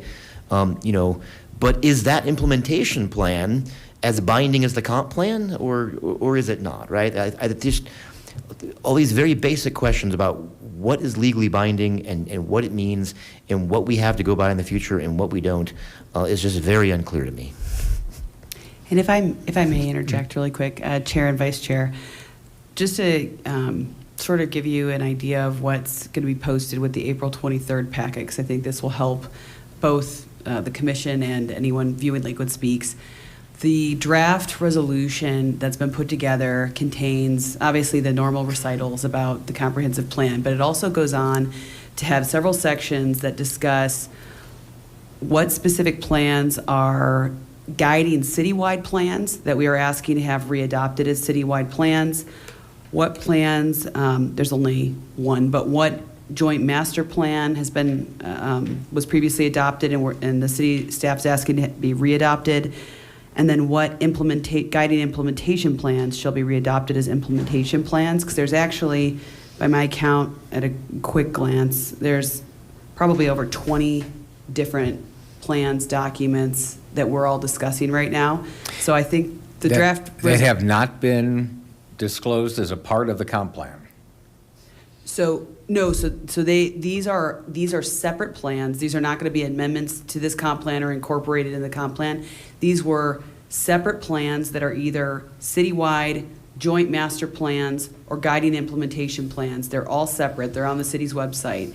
But we are including them in the resolution so that everyone can see that in addition to this new comp plan, 2040 comp plan, there are still all of these other existing plans. So I say that just because I know you don't have it in front of you this evening, but it'll be in the packet materials and it'll be very clear what plans city staff is asking continue independent of the comp plan, which ones that we expect to be readopted as, the joint master plan or the guiding implementation plans. And you'll see the distinction. There's one more piece I'll add to this.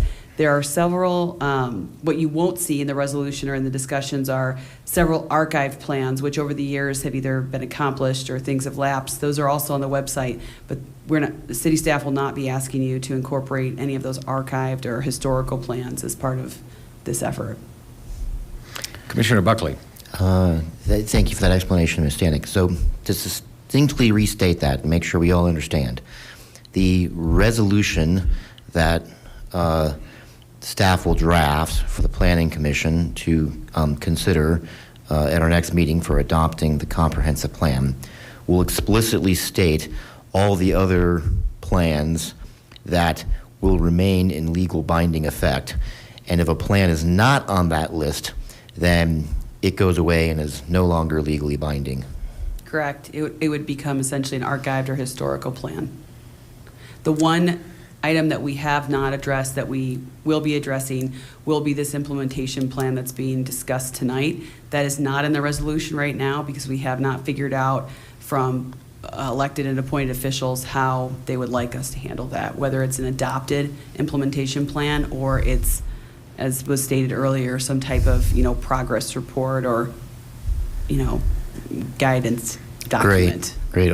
I'll take the liberty right now then to begin to give feedback from at least one appointed official of what I'd prefer. I think the Planning Commission and City Council should adopt the implementation plan, right? The city charter, I'm pretty sure it's like state statute, charges the Planning Commission with, overseeing the comprehensive plan of the city. That can't mean merely, ratifying this effort that's taken place over the last 2 years once every decade and a half, right?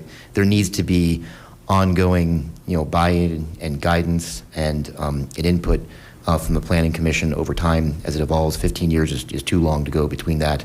And since the implementation plan, from everything we've heard so far, will be so vital for implementing the plan, as its name suggests, and for measuring our progress and knowing if we're meeting the goals, it's absolutely vital to me that we continue to get, the input from these boards and the statutorily and required oversight from Planning Commission and Council of how these plans are developed and implemented over time.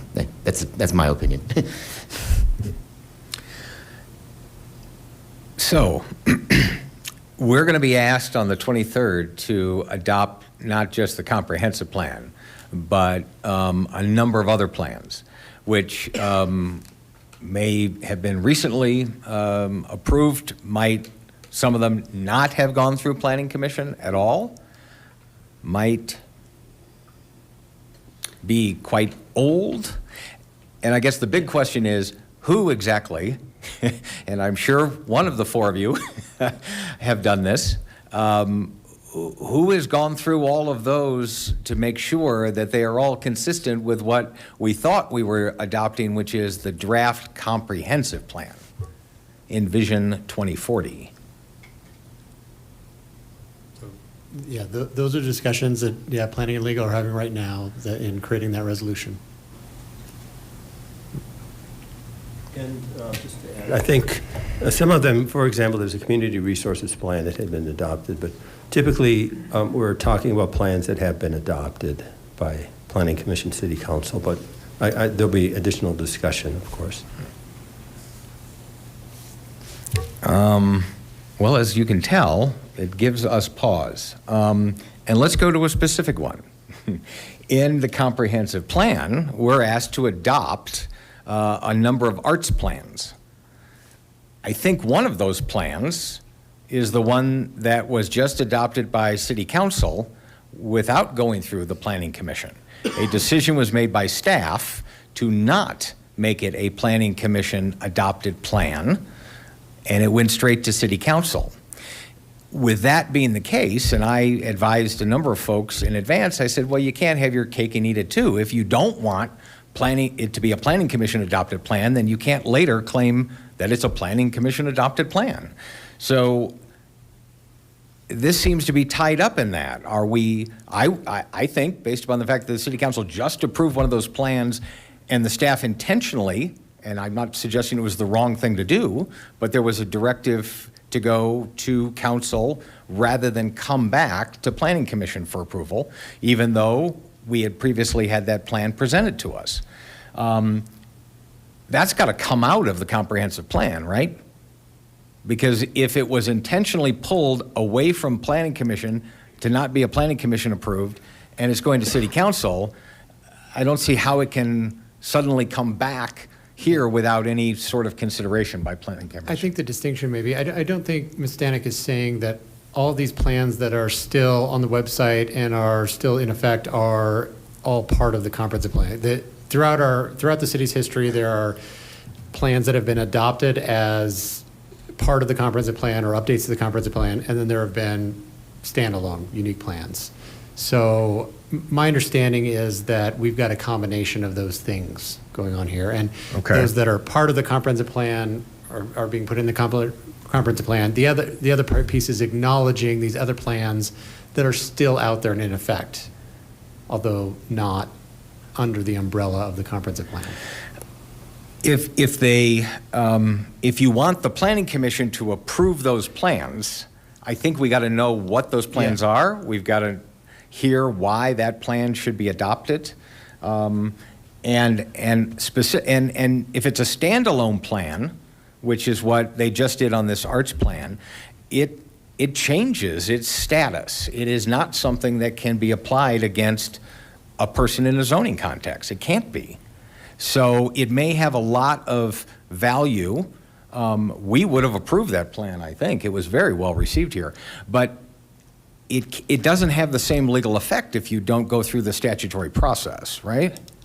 I believe so. Okay. And I don't believe, and Ms. Stanek can correct me, I don't believe the council's being asked to re-adopt all these plans. I think this is just an acknowledgement that these plans are still out there versus, to Commissioner Buckley's point, what plans are still active, what plans aren't.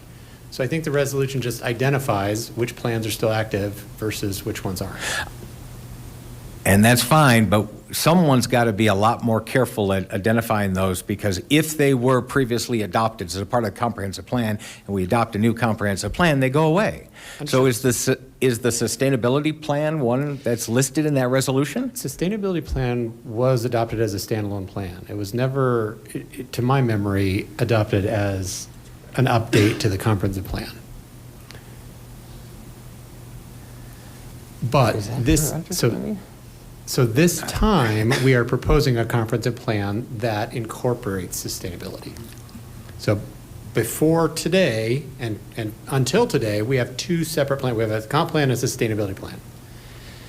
And we're proposing moving forward that we have those under one umbrella. I'm not doubting what you're saying. It's just news to me. I have heard for years and years that the sustainability plan was an amendment to the comprehensive plan, and if it never was, then us adopting a new comprehensive plan does keep the sustainability plan alive. So Ms. Ivanoff is right. Well, unless we collectively create a new plan that controls sustainability and affirmatively say, this is subsuming sustainability and the sustainability plan into our new comprehensive plan. So- Which is a thing that we did in 2015. A number of old plans were subsumed into the new 2015 comprehensive. Let's just stick with sustainability. Sure. You're now saying it was not adopted as part of the comprehensive plan. It was not. So you're right, right? It lives on independently? Is that the position of staff, that the sustainability plan lives on independently? It's standalone. Our intention in the new comprehensive plan was to include obsolete the old plan and include new sustainability goals and metrics in the comprehensive plan. So our goal was to correct not the error of the past, but the path of the past in having two separate plans. And now have one plan that covers both. This shouldn't be this tough. No. Right? Is the sustainability plan a standalone plan that will survive? Forget intentions. Will it or will it not survive the adoption of the comprehensive plan? It will if you want it to, and it won't if you don't want it to. Our intention is that it doesn't. Our intention is that you adopt a plan that replaces both the comp plan and the sustainability plan.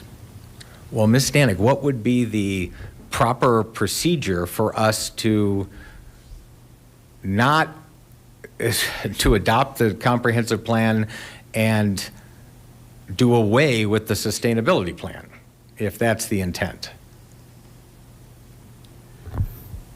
So if that's what the Planning Commission, since it didn't go to the Planning Commission, I think what city staff would have to do is, if the comprehensive plan were adopted, when this goes to city council for approval, essentially, because that's all the position they're taking, we'd probably have to indicate on that document if it is intended to work in concert with the existing sustainability plan to a certain time frame, or if it's intended to supersede the sustainability plan that was previously adopted. I think city council, I believe it was adopted by city council, so I think they would have to ultimately make the decision if it's going to be in effect for a certain period of time and then sunset, or if it's intended, the comp plan is intended to supersede that plan. And that's something that I haven't had a conversation with staff about, but something we'd have to figure out before this goes to city council. All right. Okay. I guess we're back to the question of if the intent or if the effect will be to eliminate the binding nature of that plan to whatever extent it's binding. And maybe it's not binding at all. I think people want to see a couple of the metrics from that in the comp plan. And that is back to the question of the comments you'd gotten previously, and maybe that's the place to turn at this point. Let me just make sure. Actually, Commissioner Buckley, you have your light on. All right, thanks. Mr. Parker, I regret to inform you, you said something that confused me greatly a few minutes ago. You said that there is the comprehensive plan, and you said that there are other standalone plans. I had always truly had the understanding, since I've come into this, this volunteer duty, that all of our plans were amendments to the comprehensive plan. And the reason I had that understanding is actually rooted in the text of the zoning ordinance, which this is the old zoning ordinance.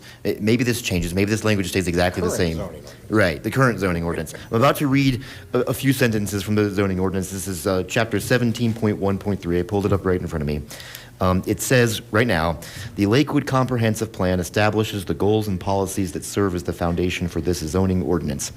All land use decisions shall be consistent with the goals and the policies of the comprehensive plan. Okay? So if there is some other standalone plan, as you called it, that is separate and not part of the comprehensive plan, This statutory direction in the zoning ordinance does not say anything at all about other plans. It only talks about the comprehensive plan. So either a plan that we adopt is an amendment to the comprehensive plan, and therefore all land use decisions have to be consistent with the goals and policies of those supplemental plans, or that supplemental plan is not part of the comprehensive plan, and it has no power to bind any land use decisions at all. And in fact, it would be improper for us in making a land use decision to consider any of the policies or goals of those so-called standalone plans because they're not the comprehensive plan, right? So, because of this distinction, which you can see would be very important potentially in like how we decide cases that come to us all the time, and how you as staff administratively decide to approve or deny, land use applications that fall in your court to do that. We have to be crystal clear on this distinction of is a plan part of the comprehensive plan or is it not? And I would submit, just based on how our zoning ordinance is written, if it is not part of the comprehensive plan, it's for land use purposes a completely useless and toothless plan.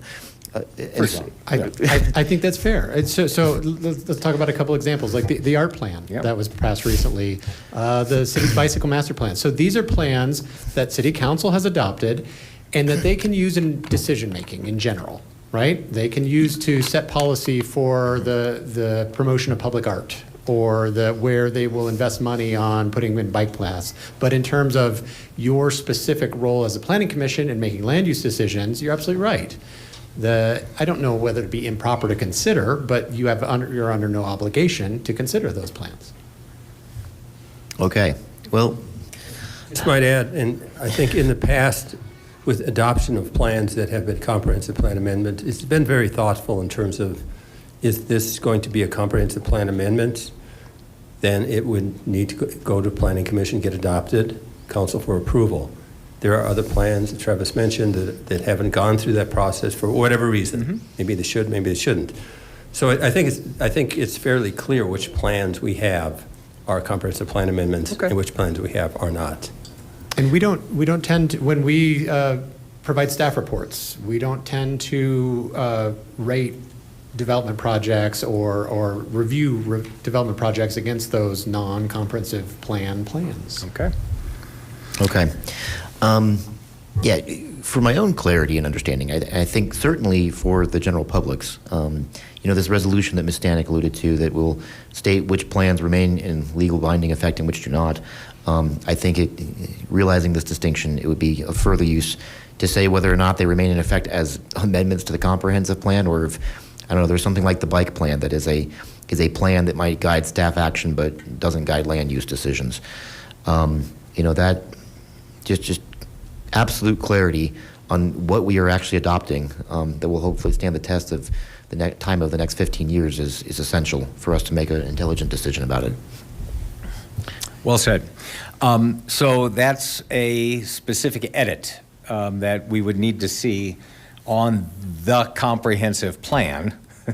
If there are references in here to non-planning commission adopted plans, it seems that standalone status needs to be maintained rather than having them be rolled into. And the only one I saw was the recent arts plan, but there may be others. So that would be, I think that's just a specific edit that we would appreciate seeing. Does that make sense? Go ahead. Can I ask a clarifying question? So I think what you're referring to is the specific strategy. So we have a handful of strategies that say continue to implement the public art plan and future updates to it, continue to implement the bike plan and future updates to it, continue to implement the Imagine Tomorrow CR master plan and future updates. We did that in the last comp plan, it was kind of a combination of repeating strategies and goals from those other plans, like repeating those in the comp plan, versus just saying go to those other plans and implement them holistically. And so with this updated version, we've tried to keep the comp plan like this umbrella plan, and then for detailed direction in these specific areas, like bicycle and art and community resources areas, we are pointing to those other plans. But that is literally having your cake and eating it too. You didn't have to go through a plan commission process for those. I don't think you can ask the planning commission to then give our stamp of approval to those standalone plans that did not go through the planning commission. So that just seems abundantly obvious to me. You just passed a plan that was teed up and ready to come to the planning commission, and it would have been approved, and it absolutely should be under the comp plan. But a decision was made to not have it be a part of the comp plan, have it be a standalone plan. Well, you can't 1 week later come back and say, well, why don't you guys just adopt it without hearing the presentation, without asking questions of staff, and with never taking a vote to approve it. If you want it to be a plan pursuant to the state and local planning commission process, you got to go through the process. We don't adopt things that the police department does. They have their own. We don't do anything with public works. We do planning documents. So if there is a reference to a plan that did not go through the planning commission, you have two choices. You can either scrub it from the from the comp plan, or you can make a presentation and tell us why that's a good plan and that we should adopt it. But we didn't adopt it. We never had a hearing on it. No public comments were received on that before the planning commission. Right? That makes sense? I'm not seeing a strong nod yet. I understand how you would want to get around that process, but we can't. We cannot put aside the planning commission process. Right? If you're going to do a plan and you want the planning commission to hold a hearing on it, get public comment, and adopt it, okay. But I'm not comfortable voting for any plan that someone else had a hearing on and someone else adopted. Okay. No, the clarity would be important. I was just looking at strategy 144 randomly. It references the downtown Lakewood connectivity study. Now, I can't even remember if that's been adopted as a comp plan or not, but it does provide, maybe beyond land use, it provides some guidance, for connectivity and things like that. Right. So personally, So there's nothing wrong with referencing a study. Mm-hmm. But if we're being asked in a resolution to vote to approve a plan or to continue that plan's operation, it's got to be something that comes before the planning commission. Is the solution then to pull out appropriate or relevant recommendations from that plan and make them recommendations of the comp plan? I think it is. It's a little late in the process. I mean, as many of you have, I've gone over this document every single draft. So here at our first public hearing, 2 weeks before we're being asked to give final adoption, there seems like there's some new ideas being tossed out there that hadn't come up before. These have been included in the previous versions, all of these strategies. I'm talking about not on that particular one, but the art plan that was just approved by City Council a week ago. That hadn't been in. It has been. It's been in for how long? Since, the early drafts.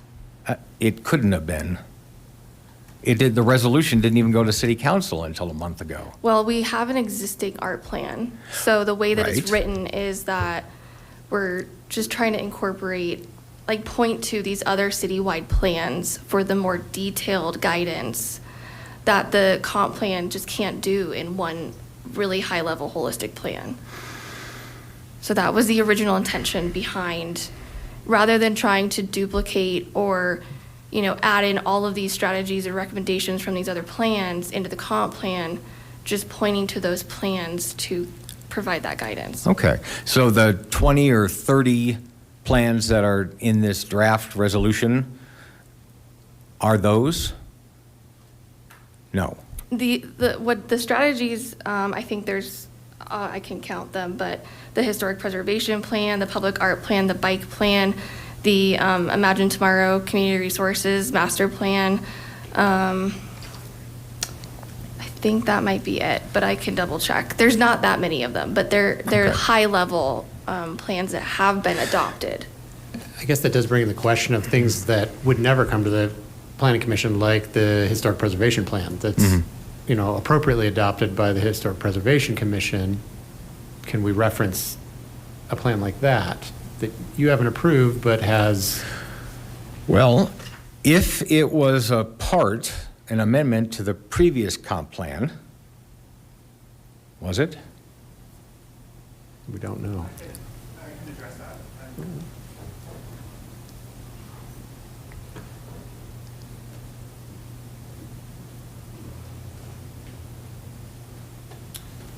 Matthew Soybert with Comprehensive Planning, and yes, the previous historic preservation plan was adopted as an amendment to the previous comprehensive plan, and the intention would be to re-adopt it. There are, as you mentioned, there are other plans that do not go through the Planning Commission process, which would include things like the bike plan, which is not reviewed by you. Yeah, and I don't want to make too much of this. I mean, I think to a great extent we're going to be comfortable with these plans. We got to know what the plans are. And it sounds, I thought what we were hearing was there are other plans than the ones we're seeing in the comp plan. Is that a yes or a no? And there are. There are, There- okay. Yeah, there are plans that were adopted previously as amendments to the comprehensive plan that staff is asking to be re-adopted as part Okay. of this comp plan process.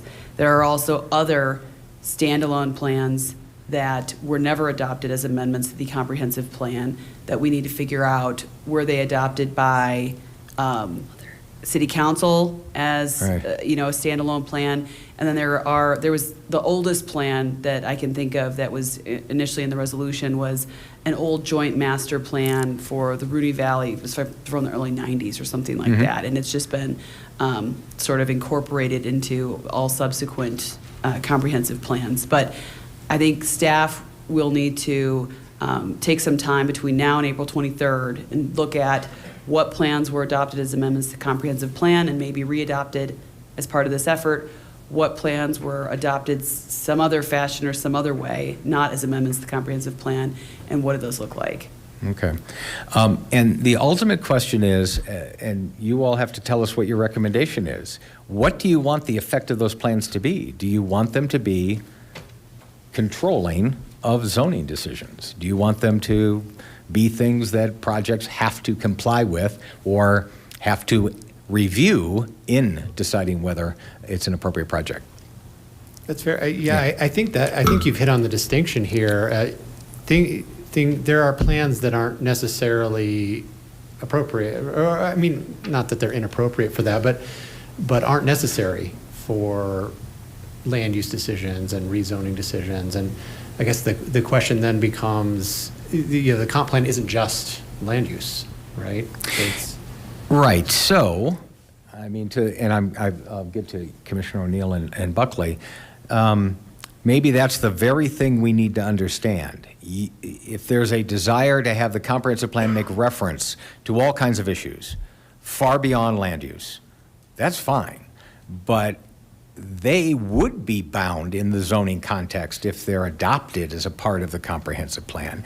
So we could conceivably, this is off the top of my head, which I hate to do, but I'm wondering if this is a table. I wonder if this is simply a table that says, these are the plans that are would correctly be characterized as having gone through the Planning Commission process and are must be referenced in zoning decisions. And the other ones are these standalone plans that are informative, and we're putting our stamp of approval on them, but we're not saying that you can't build a building unless you comply with the bike plan. Is that? Because it probably doesn't even, it's apples and oranges. It's about right-of-way and not private property. Right. So that distinction, if that distinction could just be clear, is a thought. Commissioner O'Neill. Thank you, Chair. I just had a quick question. Did we not adopt the previous 40 West Art Plan as an amendment in a few years ago? And then the new one maybe went directly to city council? No, I think they both, we can verify, but I believe that they both were adopted as comprehensive plan amendments. But for this 40 last West. one was not? The art line was where we adopted. Oh, But the one that, The art line was, the art line. the art line was adopted, I mean, but the public art plan was not, but Okay. the 40 West. Yeah. I'm art fairly certain line that- was that- adopted. Yes, went through Okay. the process. And, but the one that city council adopted as a standalone plan was Resolution 2025-1, which was was that the Connect, Discover, Create Yeah. plan? So Yeah, that's the public citywide art plan. Yeah. that's the 40 current West. citywide art plan. Yes, the 40 West art line is a specific area. Right. Yeah. Okay. Thanks. Commissioner Buckley. I like the idea that Chairman Kolkmeyer suggested of some sort of table that explains which plans have been previously adopted as comprehensive plan amendments and live on as comprehensive plan amendments and are therefore binding in zoning decisions and which ones are not. And I think I even found a place where maybe I will humbly suggest it could go. You look at page 9 of the comprehensive plan draft that's before us.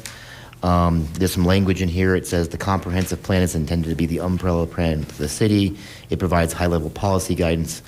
And then it says, and it goes on to say it also points to other special area or topic plans, and examples include the Arts, Parks, and Recreation Master Plan, Public Art Plan, Bicycle Plan, Zoning Ordinance, and many others. Rather than this language of here are some examples and many others, maybe this is a good place to tighten it up and specifically include and explicitly state, as of the adoption of this plan, which past plans live on as formal comp plan amendments and which other plans are not comprehensive plan amendments or components, but live on nonetheless as something that this plan points to guide staff action. So there's at least my suggestion of maybe a way we can kind of sort out this mess in a way that's clearly understandable and we can point back to in the future. And it would be just integrated within the plan that way. I'm also going to challenge a notion again that was stated a few moments ago about the bicycle plan, maybe just being apples and oranges to land use. Well, I don't know. Let's consider this. I know, for instance, some things in the bike plan include, the creation of new bicycle and pedestrian trails along drainage ways or along other, identified corridors. And maybe, these are important enough where we always want to keep it memorialized for the future, but it's never risen quite high enough where we've dedicated public funding for it. But it's there with the thought that maybe one day a development comes in this area and we can point to the bicycle plan and make the developer contribute to, say, building out a portion of a future envisioned greenway or something, right? Well, my question, because we seem to get hung up on this issue all the time of, what public improvements we can actually require and which we cannot from developers. If it's not an adopted part of the comprehensive plan, it's just having a plan that maybe Public Works uses, is that legally strong enough where we can maybe require a developer to do something about it, like build that bike trail, for instance, right? And there could be other examples and other plans too of something like this that speaks to the issue of, a developer being, required to make some sort of public improvement. And I know that's just a tricky issue because it always comes back to, unless we have some planning document or some other really strong legally binding thing, it's hard to make a developer do a public improvement. Yeah, I mean, I think the plan doesn't just advise the Planning Commission, right? It advises staff and city council as well. And so when we as staff have those plans, whether they're part of the comprehensive plan or not officially, I don't think that's a distinction that often even comes into our head. So if CR is reviewing a development and they're due some parkland for that development, they're going to say, well, our bike plan calls for a path through here and you owe us an acre, so we'd like that path as that, right? So they're using that plan in their review of that development, a development that may never come to the Planning Commission or the council. So it's not just in discretionary land use decisions, right, at the Planning Commission level that these plans are Right, absolutely. Right. I guess just my essential question, and maybe this is just even a legal question for Ms. Stanek, is, having some sort of requirement or even just aspiration in a planning document that is not a formal part of the comprehensive plan, but one of these other plans that the comprehensive plan is merely pointing to. Is that enough to allow staff, the Planning Commission, council, whoever the relevant decision maker is, to require something of a particular development based on that plan? It is enough in the sense that we have municipalities, local government has discretion to require certain exactions, and I know we've all talked about this. And how we require those, they're not always going to take the same form every time. So we have to do like an exactions analysis. Can we require this bike path to be constructed? And by the way, that meets our multimodal goal, this meets this plan, this meets this. So we have the plans adopted by Planning Commission, City Council, obviously, and that's, we look at those. But we then also have, there are, and you all know this, there are other policy documents or other documents that staff uses to determine, can we, for this specific project, require the following? And yes, it might meet multiple plans goals, but we're allowed to have that as well. So it sort of starts big to small, when we look at, okay, what's been adopted by our elected and appointed officials, then from there down at the micro level, when we actually go look at the major site plan and, certain improvements, what are we specifically asking for here, what's required? And that's where we get really into more like the public works, improvements, policies, and requirements, and things like that. So those aren't going to be in a larger plan because they're going to vary site to site. Sure, right, yeah, understand. These kinds of things are always very development specific, right? Mm-hmm. But if I'm understanding you correctly, it is enough that we have some sort of requirement we want to impose upon a developer in an adopted plan, even if it's not an adopted plan that is an amendment to the comprehensive plan. Yes. Okay, that's what I wanted to understand. Thank you.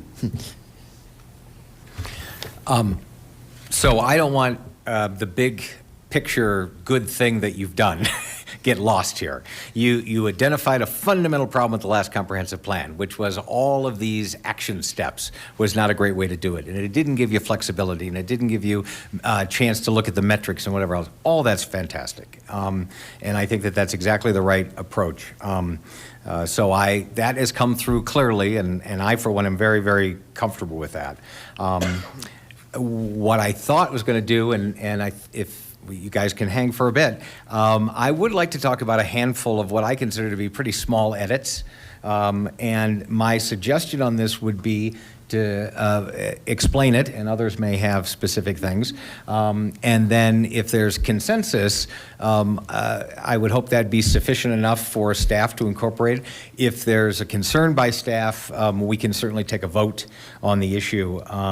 But let's begin on the great I really appreciate the materials you presented, Ms. Ivanoff, on the Planning Commission comments and how it was addressed. Let's go to Goal 13, what is now Strategy 79. Did you have a question?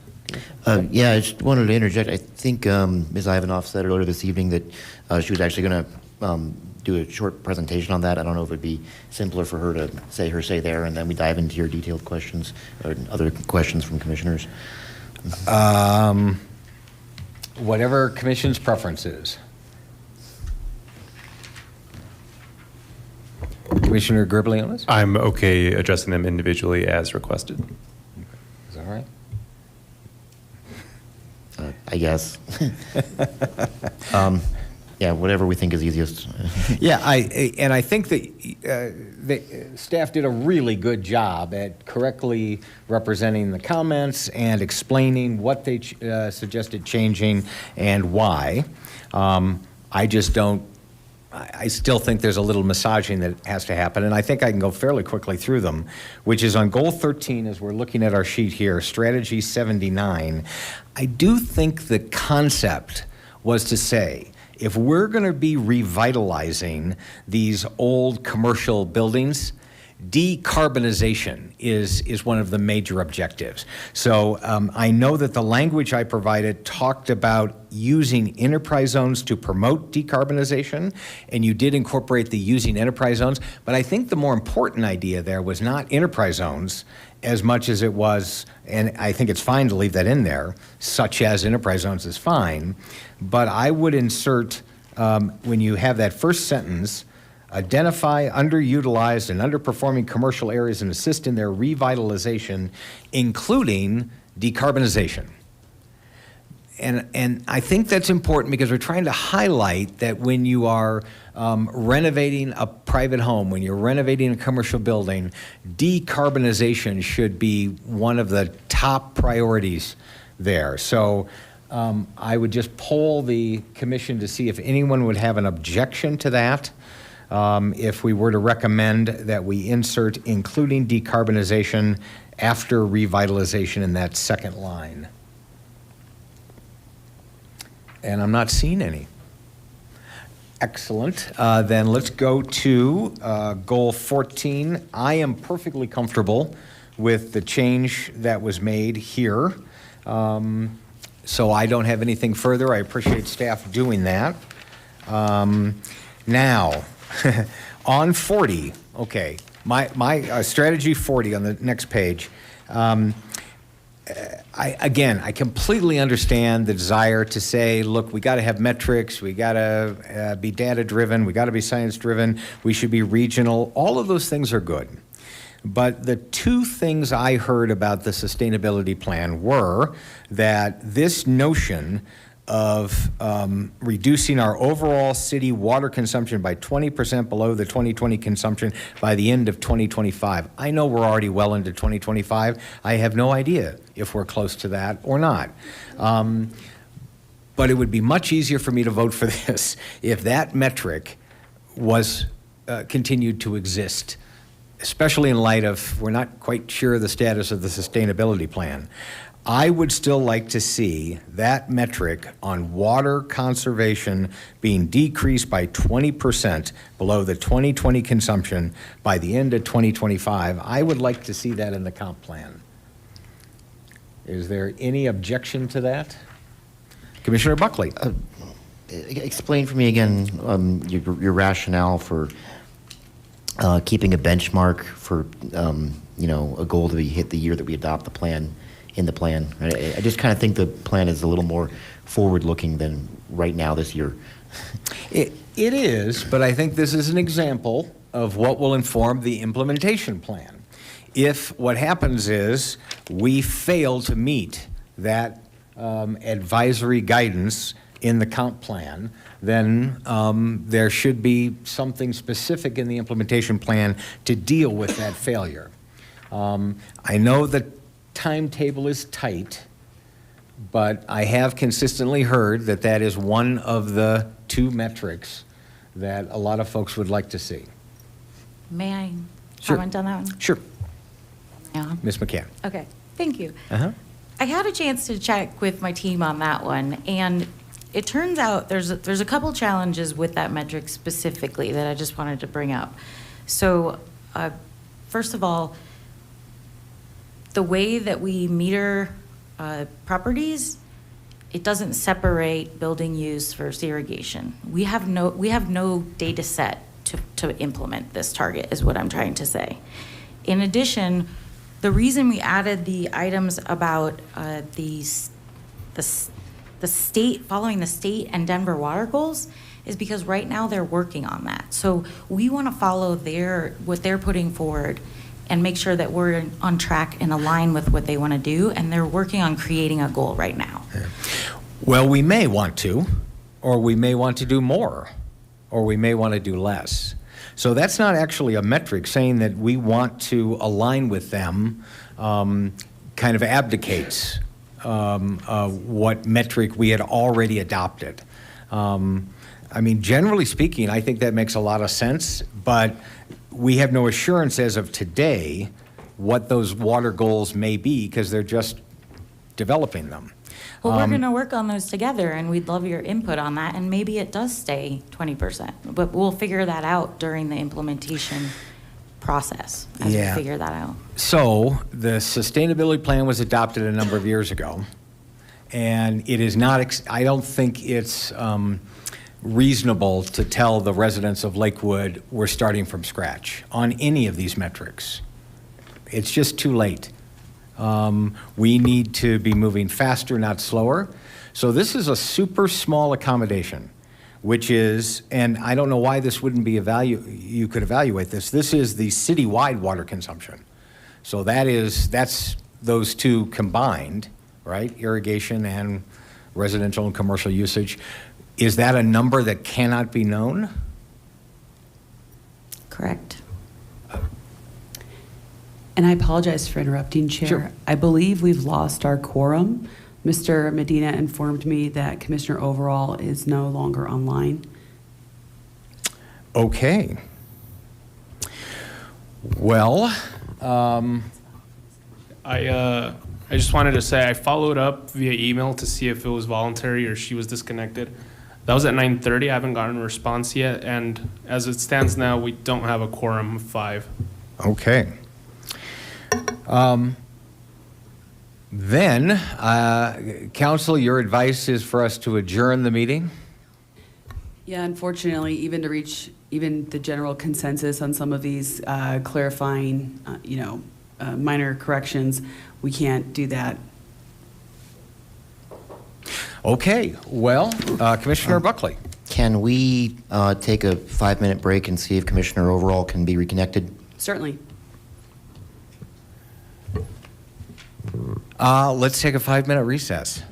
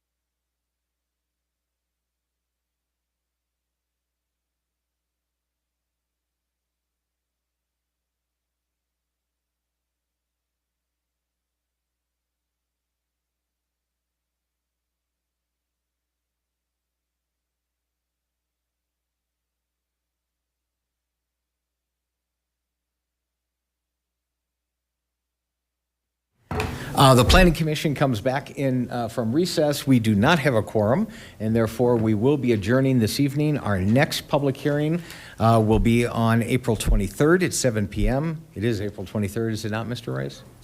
Yes. Good. Thank you. And we will be looking at the comprehensive plan a second time, as well as our first look at the zoning rewrite. Thank you. We're adjourned at 9:44.